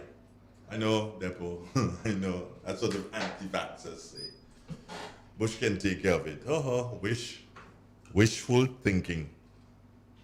Oh, Caton? Yeah, he's talking to did you get him? He always answers my phone. Yes, I got it. Of course. That's my boy right there. Did he say Andre was up? Yes. Yeah, I know you would say that. Yeah, that's my soldier right there. We grew up together. He was an acolyte in the church, Anglican church. I was an acolyte, but I was an acolyte about 2 years before he joined. So I used to be we wouldn't talk about our acolyte days. But yeah, tell me. What is he this? says he's not military. And he gave an example. Tell me. Union Police Station. Either they come to Sortes or they go to Victoria or Guelph. Oh, that's true. So why he's saying you could set up a Hermitage Police Station. Either they go to Grenville or they come to Sortes. Yeah. So he said you could set up a court complex if thing, and like for the Western Division, you could have a courthouse in Sortes where it is there, and maybe move the Victoria court and have one in Guelph, so persons either go Guelph or Sortes in the Western Magisterial District. So it's not compulsory that you have to have. No. So here, that's it. Problem solved. For Victoria, problem solved. But you know what, he made an interesting point too. What was it? Sometimes it's difficult, we find it difficult to break colonial shackles. So we meet, so sometimes we don't see the need to change it. And sometimes change might make it run more efficient, but we still doesn't see the need to do that. So the colonial shackles, maybe still have it as is.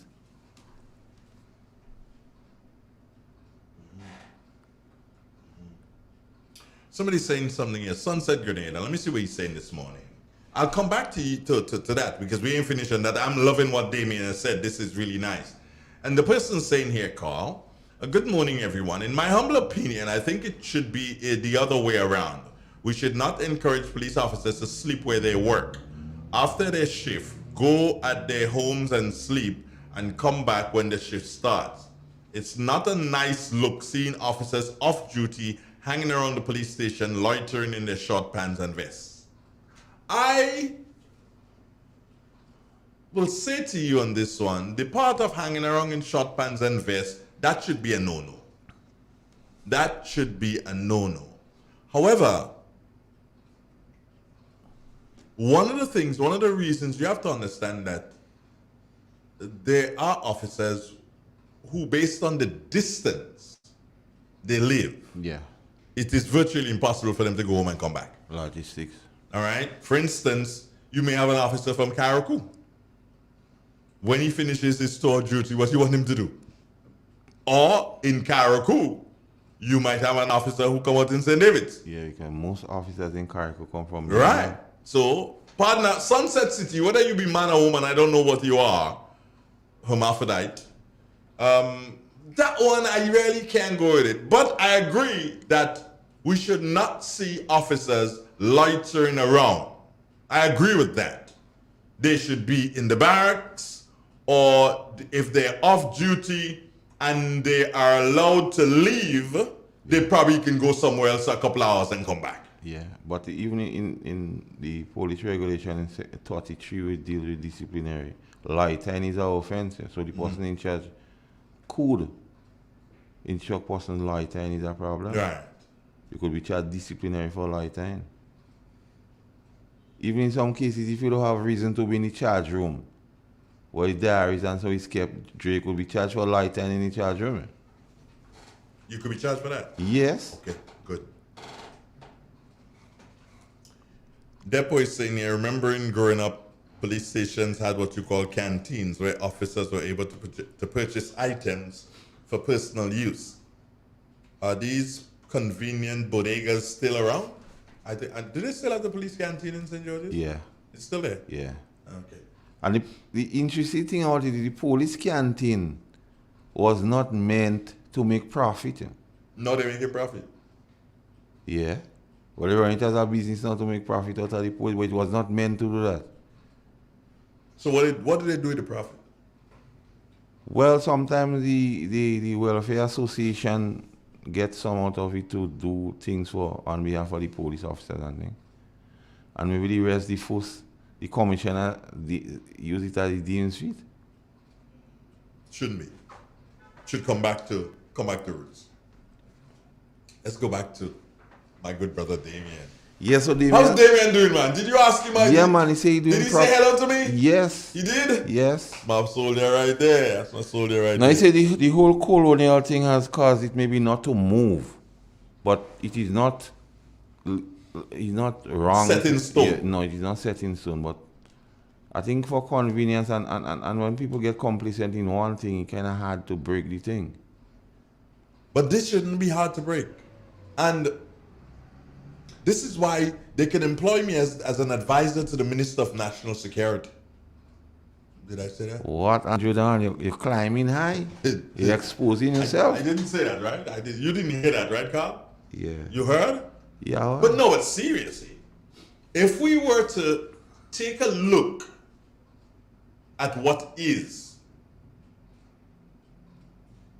when we are building, Mr. Bosin, good morning. When we are building in St. Patrick, because we will build in St. Patrick a complex. But when we are building in St. Patrick, build a court that could accommodate 2 magistrates. We may not have 2 magistrates to put in the courts at the same time, but we're building futuristic. Yes. We're building with a plan. We're building with a plan. And immediately as we would have built, then what we do is that we remove the courtroom from upstairs, the Victoria Police Station. Remove that.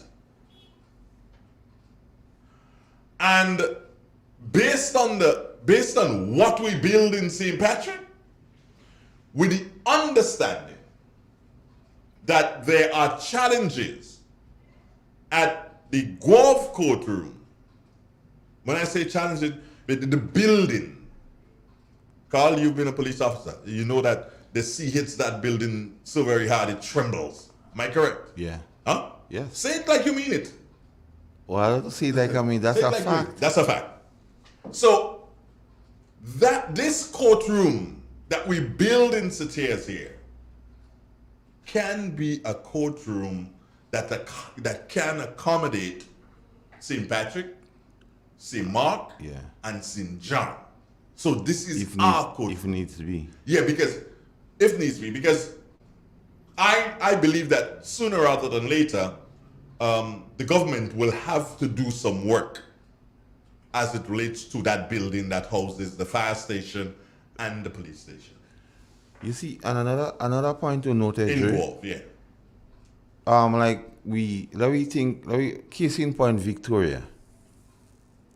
When all this thing was set up, the courthouse, the police station and all kind of thing, in them times, you didn't have more than 300 police officers, eh? There you go. So they catered for... You had room. Room. But seeing that from then to now, where the force have tripled the numbers, you still have the same space to accommodate 3 times the amount you had. And there in itself, the problem lies. Yeah. But we need to look at what is going to happen. What are our plans in relation to that? We may not have the monies at this particular point in time, but nothing should stop us from planning. So that if we come into a situation where we find a donor in terms of a country that want to do so and make a contribution to the development of our police force or the development of or the OECS code thing want to do whatever, we can say, okay, fine, we need to have $500,000 to put on a structure in St. Patrick. So the present minister of agriculture, you and him does well. Oh, not really. You speak? We spoke, but I haven't spoken to him in ages. But you all have a cardio. Yeah, if we meet, we'll do a thing, but I haven't spoken to him in ages. The next time you meet him, I want you to ask of him, during 4 years, 7 months and 19 days, between July 2008, that period when the Congress had the reins of government here. I want you to find out from him as to,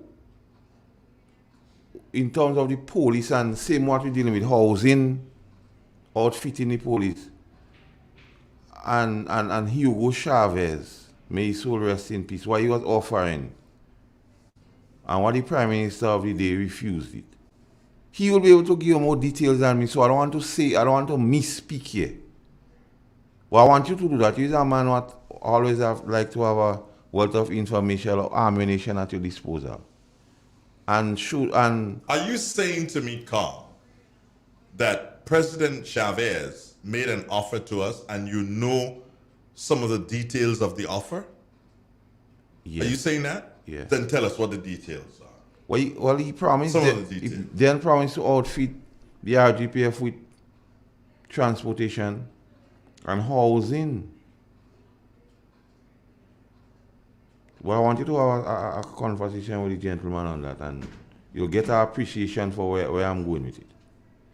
So that situation we championing here now should have been passed a long time for the police officers. If you're a guy they call Mr. William Thompson, his friend to him, you could ask him the same question. I barely know William. No, I just letting you know. So he was going to outfit the RGPF with vehicles and housing arrangement, so maybe build places and so forth. Because at the time, he and the Minister of Agriculture, No, we talking here, man. You're talking like if you're talking something secret that I'm you not don't talking good secret. here. They were good. To put in local plans, they were good and he was willing to help. But the Prime Minister, they refused that kind of help. Tillman Thomas, don't just say the Prime Minister. Well, everybody know the Prime Minister. No. Everybody knows the Prime Minister. There may be situations where people don't know. Let us 4 years, 7 months, and 19 days from 2008. Call it. Everybody knew was the Prime Minister, the good man. You free to say Tillman Thomas? No, because you say entirely. Well, then say it. You see, I tell you. No, not you tell me. You know, you understand fully well. Listen to me, brother. And again, you have to understand the teachings of the Guru when it comes to radio. Yes. Right? Yes. So I don't need to say anything more. No, you need to say no more. No, right. Okay, good, very good. But I want you to confirm what I'm saying with the gentleman. Well, I will. Yeah, I want you to confirm it. So we were offered, and Tillman Thomas refused? Yes. Why did he refuse? I have no idea. I was not part of the enclave then to know the reason for the refusal. That's interesting. I never heard this. You can't hear everything, Jay. Yeah, I know, but I'm just saying, I never heard this. So what I want you to do, confirm what I'm saying or thing. Verify what I'm saying. So Chavez offered us an opportunity to improve our security, and Tillman Thomas said no. Yeah. What year was that? Well, I don't know which particular was between 13 and 8. 4 years, 7 months, and 19 days. Okay. Interesting. Very interesting. So the RGPF in terms of housing and so on shouldn't be in the state as is. But nonetheless, let's start thinking about No, the just movement. show that info No, information. yeah. But let's start thinking about the movement of certain courthouses. Yes. Case in point, that one in Victoria, let's move that. Let's move that courtroom. We don't need it. And too much people in Victoria don't go and stand up by the court and just mindful business. Go and do work. Did I say that? But that what is happening in most courts, especially the profile of the case again. Mm-hmm. Anyway, Carl, there's something that else I have to touch on that has caused me to grieve. What's that?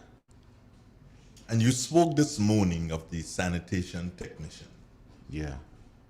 And this person I'm speaking about now was a member of that team. Always a pleasant guy. Speaking of none other than Tango. That's how I know him. And there was an accident that involved Tango. And I believe the accident took place on Sunday night. Yeah? Or put it this way, the accident would have taken place, Carl, before 5 a.m. on Monday morning. Cool? Yeah. Before 5 a.m. on Monday morning. And there's a reason why.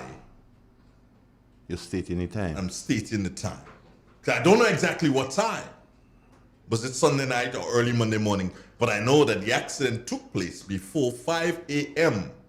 on the Monday morning. Now, Carl also realized and remember that we would have gone into lockdown state at what? What time? 5 p.m. 5 p.m. on Friday to 5 a.m. on Monday. We're in lockdown. Right?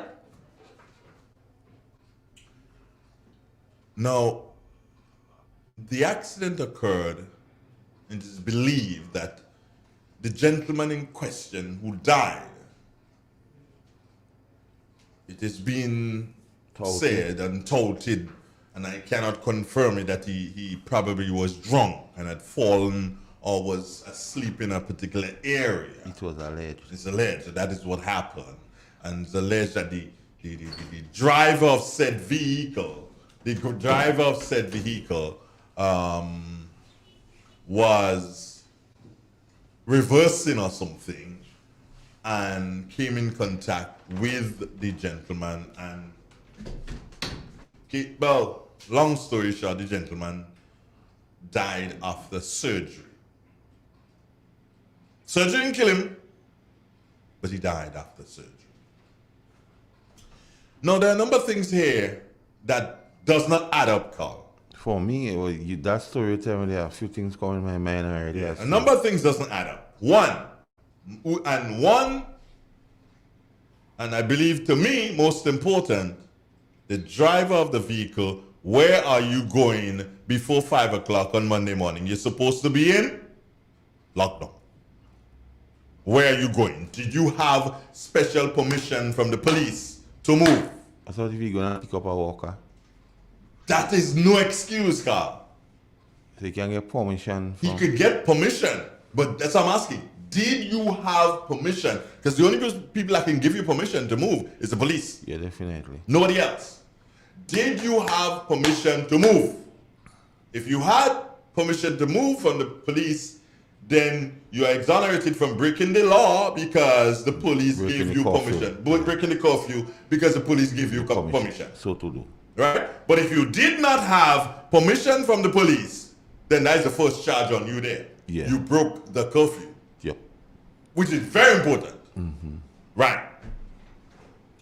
Now, where the accident happened,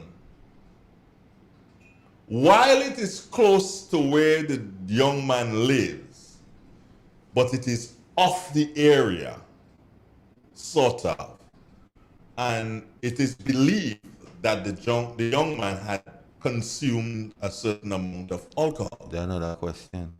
Now, the question is, where did he get the alcohol? Did he come from a friend's home?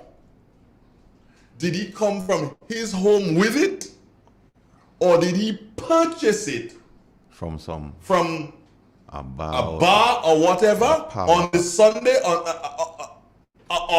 parlor or whatever? Yeah. Now, the young man in question who is no longer with us, because he does not live in the road where the accident happened, he doesn't live on the road. Yes. When I say he doesn't live, his house not there in that road and the man bongs on the house or whatever. Yes. He was in the road where the vehicle supposed to pass and the accident occurred. Cool? So he is guilty of breaking the curfew. Yes. He's guilty of breaking the curfew. So driver broke the curfew and the victim, can you call him that? Yeah. The victim also broke the curfew. But if the victim, Carl, did not, if the victim did not source his rum from his home, or did not source the rum from a friend's home, but bought the rum Somebody or sold alcohol, the rum to him. or somebody sold the rum to him, if indeed that he was under the influence, Yes.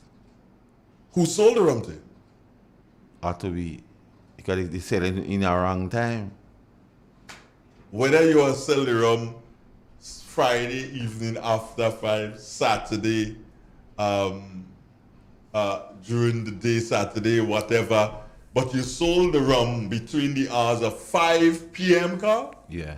And 5 a.m. 5 p.m. on Friday and 5 a.m. on Monday. So, if that took place, that's another question. That person has to be checked. That person has to be checked. So there are lots of moving parts. There are a lot of moving parts here, and it's a serious investigation, and it should leave out nothing. No, yeah, a proper investigation to get on to the Do you bottom see of the anything thing. else? I mean, you're police. You were a police officer. No, those things, what you're thinking, since you spoke, you raised those, you begs those questions. Because I don't think, even if he had the alcohol home from since Friday, so let me say he buy it within legitimate time on Friday, Mhm. I don't see all that time he'd have been still cock, as they say. Yeah, you're still cock. You see, a lot of persons don't understand, or it seems not to be getting the situation at time we living in the country. And everybody feel they could circumvent the thing and cut corners and play smart. But what they're doing simply is jackassing the whole process. So, based on what we're saying, we don't know everything. Yeah. But if based on what we're in for, if those things that them happen, a lot of jackassing take part then. Yeah. The driver. On all and sundry. The driver, jackassing, because he was not supposed to move before 5 o'clock. Subjected to permission. Subject to permission. The victim, jackassing because He also be home. he's supposed Even to though be he home. cock, he should lie down in He the should be place. home. And if there is a third person Who sell the thing who for him. sold the thing to him, that person jackassing too. Yes. So it's a lot of people that jackassing there, and all must be, if it is proven, Carl, all these people, they have to connect the dots. Yes. Follow. Did I tell you all the Follow following the the money? Follow the money. Andre, what that does, persons keep saying, oh, the lockdown, this and that, and small man and thing. But realize small man don't really inspire confidence in giving them a chance to do things to. So it's unfortunate, and my heart goes out to the relatives of the same guy. Because I knew him, you know. With Tango? Yeah. Yeah, Tango would be The missed. master calling them. Yeah, he be But the missed. last time we went up that side, We saw him pass me that bag of breadfruit, you know, and a cocoa knife, you know. When you went and collect the thing by where your station was up there. Once you went down in the house, he passed me that a bag of breadfruit and a cocoa knife. I didn't see it. No, you didn't see me. I was down in the house. Oh boy. All that thing, all jackass anything. You see what happening? And the small man, if there is somebody who sold the rum to him, it must be a small man. It wasn't Kenny Lalsing. No, Kenny wouldn't sell rum for this guy that time. Right, it wasn't Kenny Lalsing unless you're buying a case of rum. He wasn't Fieldwood Brothers. It wasn't Fieldwood Brothers. I thought he wasn't even the He's guy. not smart by. I thought he wasn't the guy right here. Who's that? White? Yeah. It wasn't White. So I believe that he's a small man that jackass Right or wrong, like it could be. It could be. A small man that jackass The police have to investigate at The those. police have to investigate. And as somebody say here, so then the police have to charge all those who jackass it. Everybody. Yeah, if they bend shed, they have And to mind bend. you, mind you. Just how they bend shed. Yeah. They have to bend them too. They have to bend them too. And mind you, Cater, and what is interesting here is this, you know, that everybody, if the charge is manslaughter, yeah, then other people supposed to get accessory to the thing.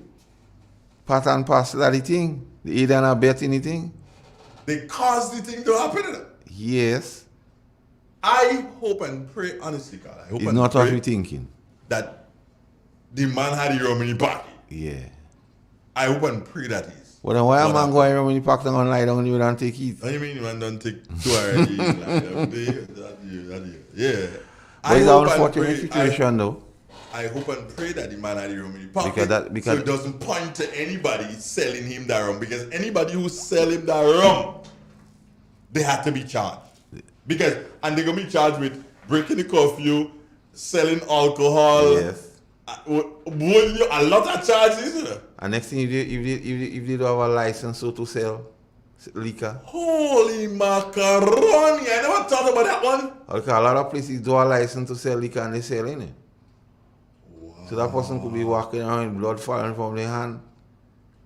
I don't know. That worst case scenario. Let me do. Johnny! I don't have Johnny like how we dissect that one. Johnny type it already, you know. Johnny type it already. Johnny, what's your story now? What is your story? I'm waiting. Johnny must must applaud the overseers of some private establishment who have made their facilities available for testing and vaccination. Pier 57 and others, the St. Paul's Community Brigade, kudos. Where sobering information failed, I noticed carefully selected outlets are having an impact on the increased numbers by any means necessary, not ruling out mandated if it becomes necessary. Thanks, Depot. Depot could be a prime minister, but not for long. You know, Keita? Yeah. Somebody say the issue courtroom should not be an issue. It should be a new police station building. Where? Maybe Victoria, because we spoke about Victoria. No, you don't need to build a new police station in Victoria. Victoria, that police station can handle it. The important thing is to be able to do so and handle the guys who are there and make them comfortable. Good morning. Good afternoon, sir. Morning it is still. Yeah. Sir Ronald, hey. I'm not hearing you clear. I'm listening on a phone. I forgot my radio and I'm in the stadium. I just happened to pass by the phone and I heard you on it. Mm-hmm. Morning, Mr. Colkit now also. Morning. So tell me. Mr. Donald, the stadium, yes. I'm about to leave. I may be leaving in the next half an hour. We can desire better, Mr. Donald. For sales, no, we can desire better. You get through again today? Again, Mr. Donald. Like bad job, Galva, man. And I would advise anyone, don't come to the stadium looking for eggs. There is no eggs in the stadium, and there is no water enough. You had eggs this morning? Small amount. Okay. I think I saw about 2 portions with eggs. But they finish maybe in an hour. Okay. Alright, so don't come looking for eggs, don't come looking for water nuts. No, sir. All rack fig done. Thank you, sir. Have a good weekend. later, Richard. Later, Mr. Dodon. Alright, good. Yes, my good brother there. Well, like the COVID give them people and them in that market they are forwarding. Yeah, man, they're making our money. Most persons who used to complain before. We got calling in to make a contribution. Corporate Grenada. Call on him, no Primus.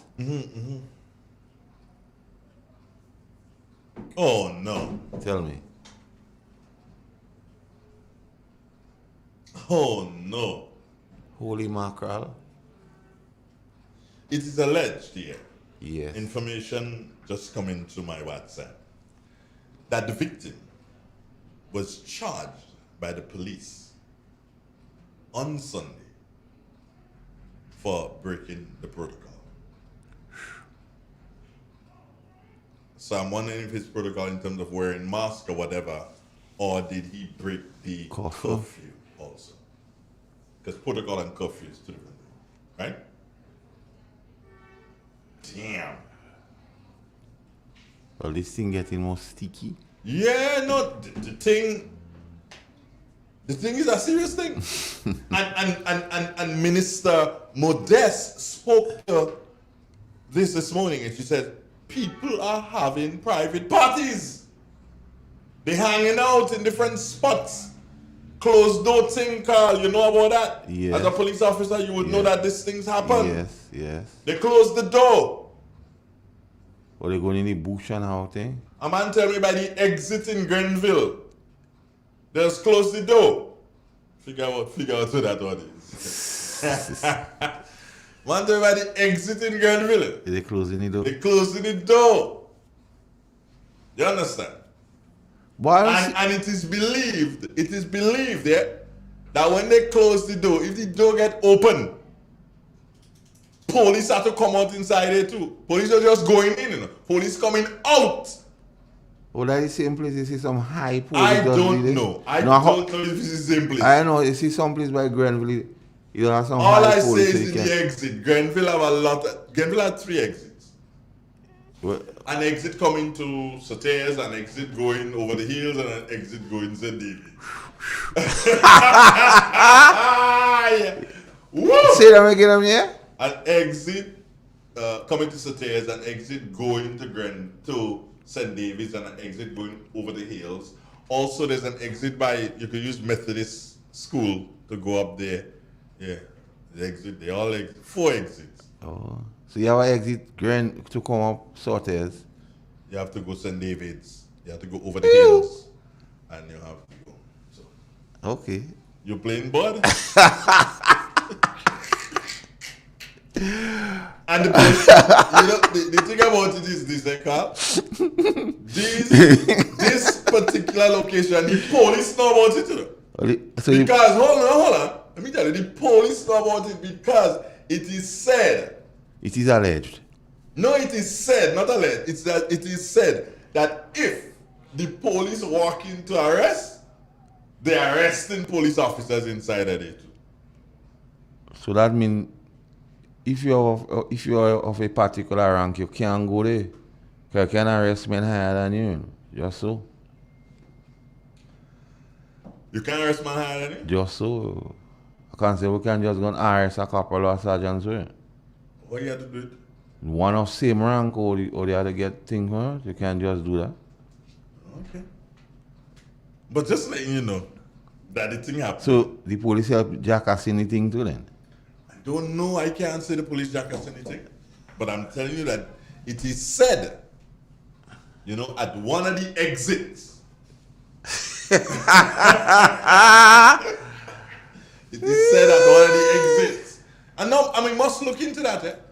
And listen, I have, in hearing this, the person that told me this said to me, yo, this going on since Kit Mitchell announced the first curfew.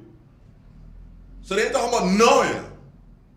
Since Kit Mitchell announced the first curfew, they say that going on at the exit of morning. Hello. Hey, morning. Good morning.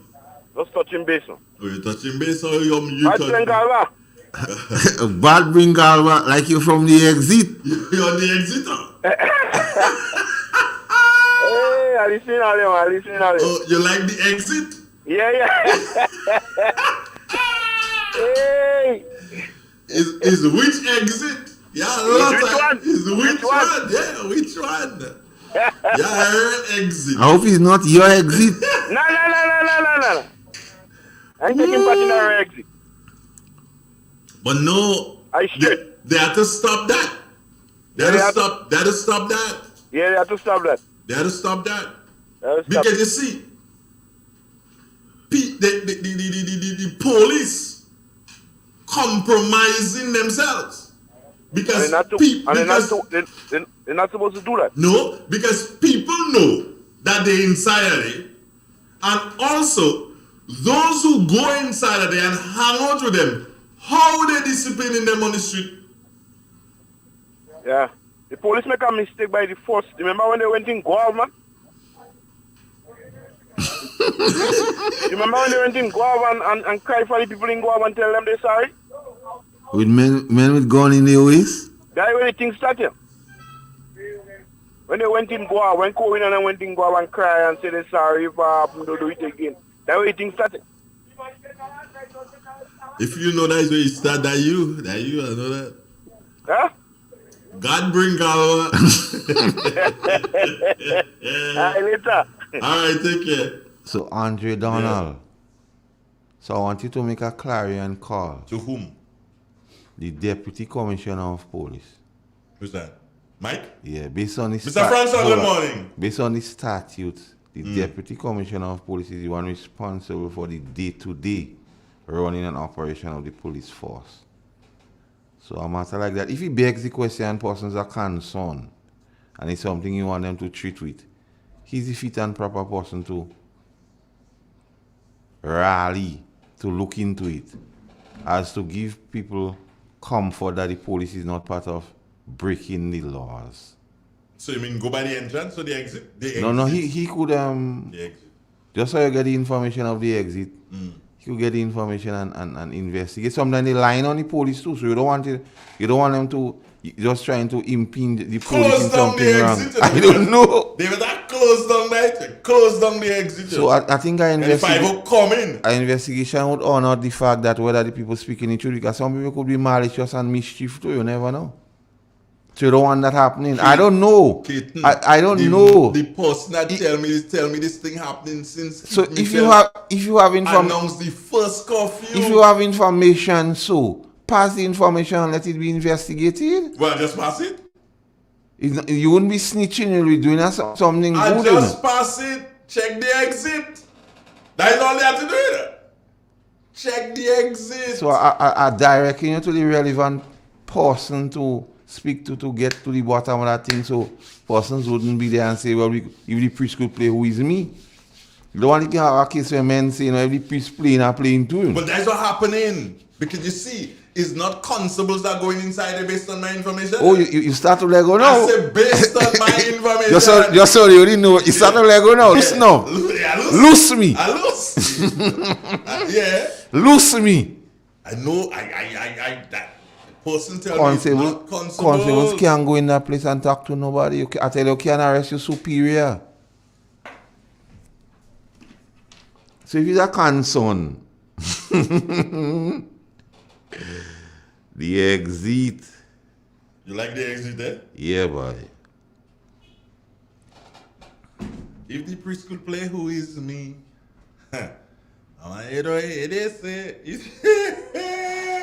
I need to get that song, boy, to play that song.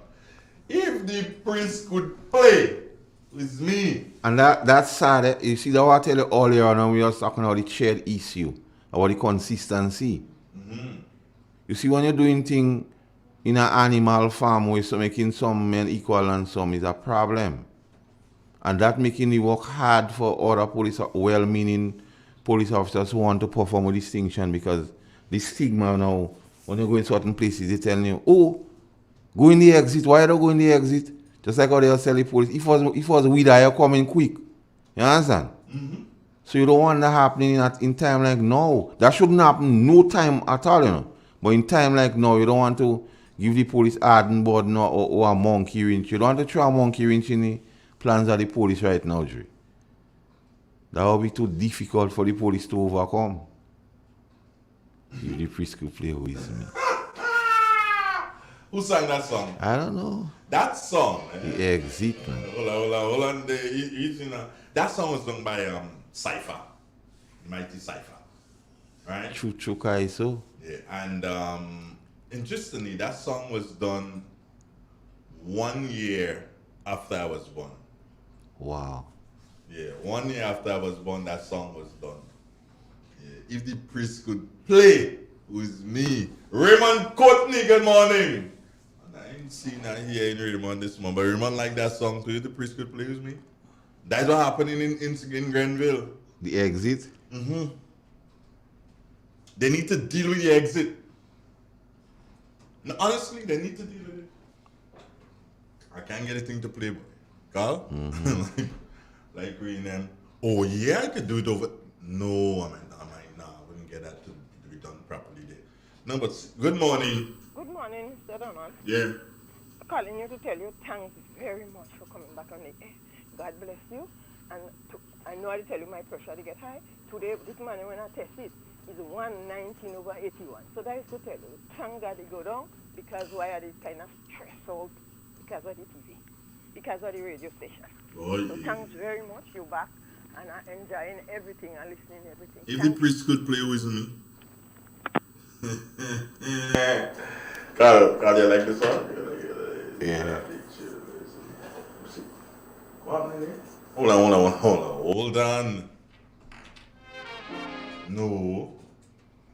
Oh boy. A shots man.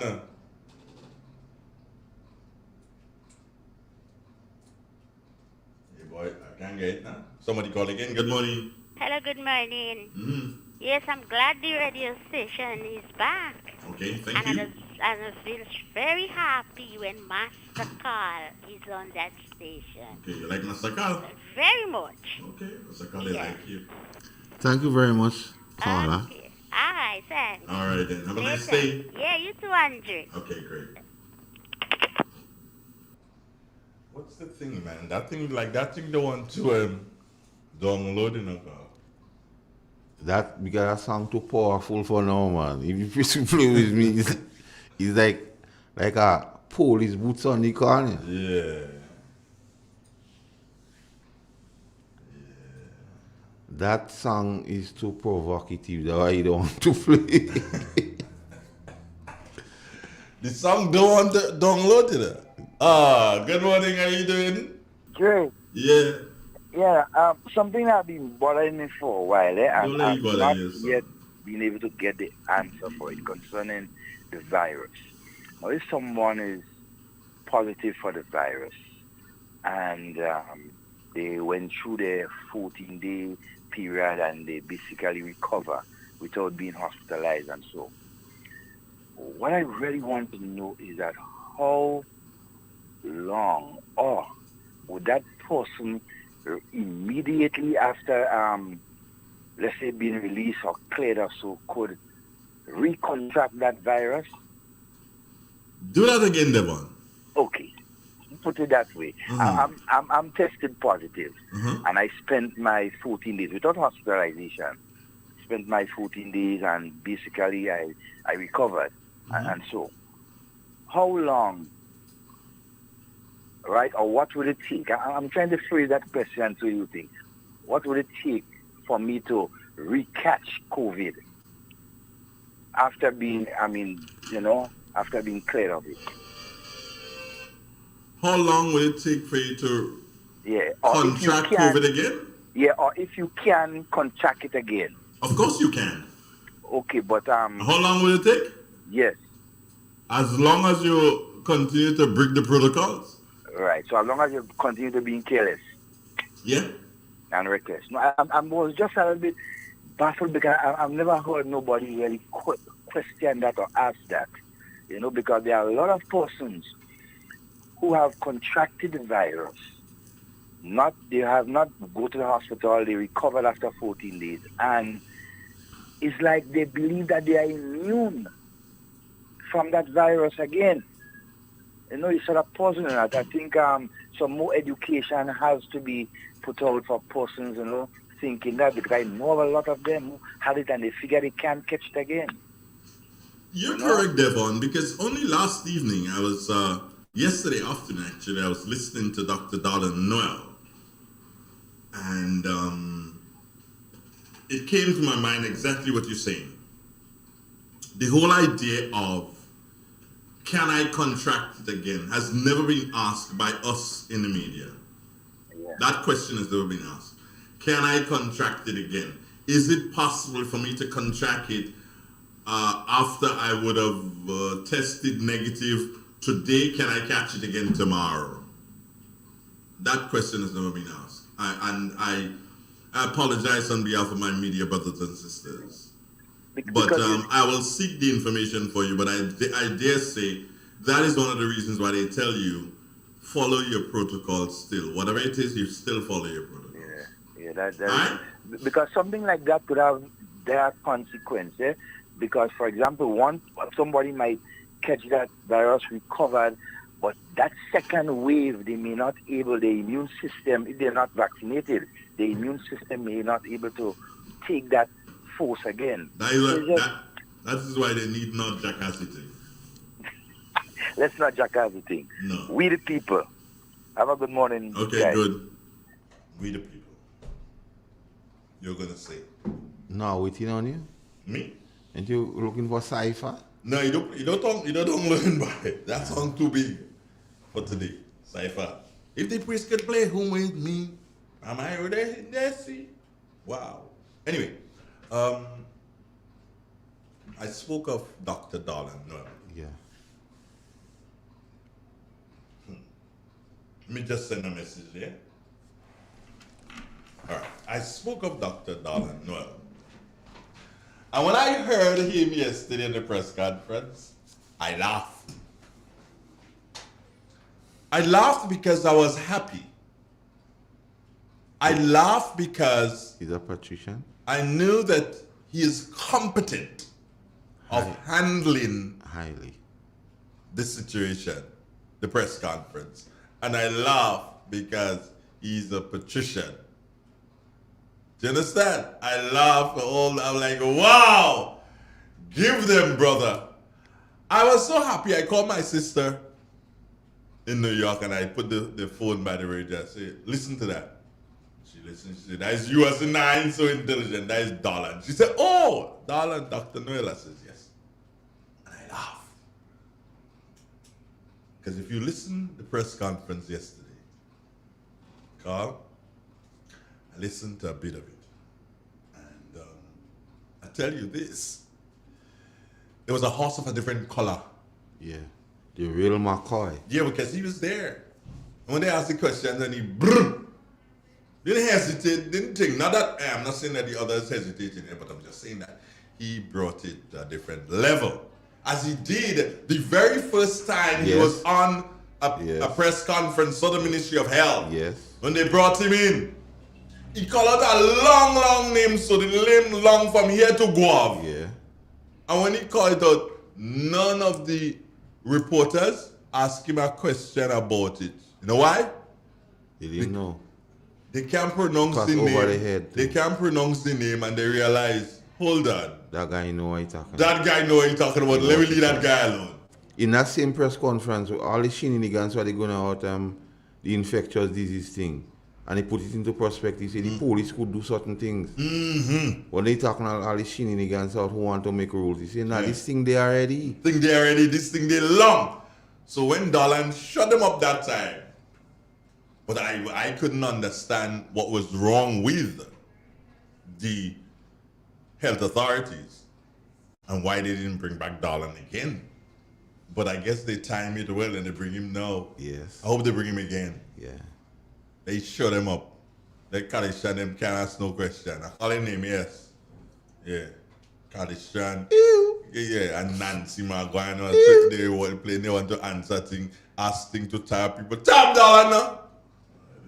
And what things me, they doesn't do no level of research before they go there, you know? No, that's why they afraid him. So they go and ask some questions and then they're not in a position to even... They can't back it. No, not back it. Any answer I give, they're not in a position to debate the answer. No. Because they don't know. And I hear they have a doctor. They have Dr. Dolan Noel. Yeah. And I have a cousin there too, is a doctor. You hear say Dr. Donald? Yeah. That's my cousin. I don't know where she's from, but that's my cousin. As long as they're Donald is my family. All Donald, one Donald? Yeah, well, all Donald, well, one all Donald. Donald. Donald. Okay, are you folks aware in River Sally, Bathway, having flow internet problems since yesterday's thunderstorm? No, we're not aware of that. We don't live there. What's out? Bathway, Atlanta? I'll send that message on for you, my friend. Yeah, I wasn't aware of it, so I'll send that message on for you. Okay, good. Okay, that's what's happening in Grand Mall. They're closing the shop and they're inside, and it have a policeman does be there too. You see? That's what I'm telling you. Yeah. The police have to be responsible too, you know. They can't want to dispense justice and go about and doing people thing and like cheer on them and they doing the same thing. There lies the problem, you know. That would make their own work difficult for them, you know. Because all who congregate with that particular police, another police can't go tell them nothing, you know. They're starting to say, well, why don't you deal with that man too? Starts and stops with the police. They have to do better. They have to do different. Put it that way. They need to do different. Check the exit. I know I set myself up for a lot of things. I had to be prim and proper and straight so much. Are you crazy? It's a good thing my birthday is in March, so my driver's license still valid. My birthday is in March, so my driver's license still valid, and I believe I have it. Carl, I want you to investigate this for me, please, and tell me if it is in order. Based on what you know, tell me if this is in order, please, Carl. Investigate it and tell me if that is in order. I want to make sure. Hey man, you're good, you're good. You're good? Yeah. Yeah, good to go. All right. What happened? You're good to go by a long way, not even next year. The following year. I'm glad you see that. Yeah. That's what I usually do. Okay. And sometimes, here's what's happened. Here's the downfall to that, car. The downfall to that is that sometimes I forget. And I go to pay. No. So, okay. Because 2 years. Because I pay for 2 years or 3 years, depending, right? Yeah. So I'm good to go until, with that one, I think it's 2023. Yes. Right? So sometimes 2023 comes along, Carl, and I'm thinking, okay, fine, it's 2024. You know, so sometimes I get caught with it. But that is the record why I do it. Anyway, 25 minutes after 11. Wow. And we've chatted. And I take this opportunity to thank every single one of you who made contributions this morning. And I will try my best to name those who made the contributions. Henry John out of Barbados, Francis ex-police, Keith Sylvan, Juve, Lennox, Pat Kip James, Ambassador Yolan Smith, 5359846, Florence Cyrus, Patrick Utley, Perlin, my dear, thanks again. Tess,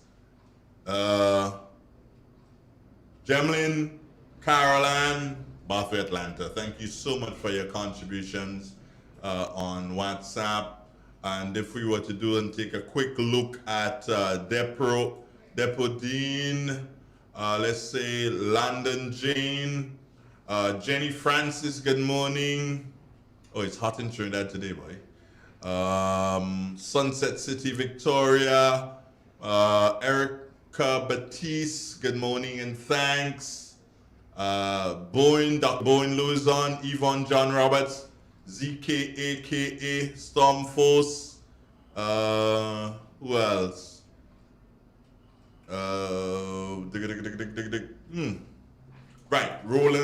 Donald, Ched.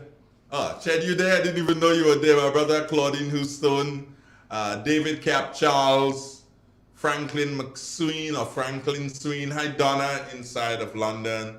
Alison Brown, Venetrice, Bernadette Purcell, Stedlin Isaac, yo Stedlin, Vanessa Lalji, Betty Matura, Tamika Moses, Anthea Duncan, and Stephen Francis in London. Errol Bonaparte, I think you're in the US. Thank you to all these people who contributed on the social media platform. To the listeners, I am so, and we here, Real FM, we are so indebted to you. And we cannot cease thanking you for your support in relation to making Real FM what it is. And we look forward for greater things from Real 91.9, 91.5, www.therealfmgrenada.com. Peace, love, happiness, and joy. I bid you. And take care of yourself. And remember, if the priest could play, who's me? And don't forget, we the people. We the people. We're marching towards the exit. Carl, we're marching towards the exit. Do you agree? Yes, man. Yeah, we're marching towards the exit. Peace. I'm out of here. Bless.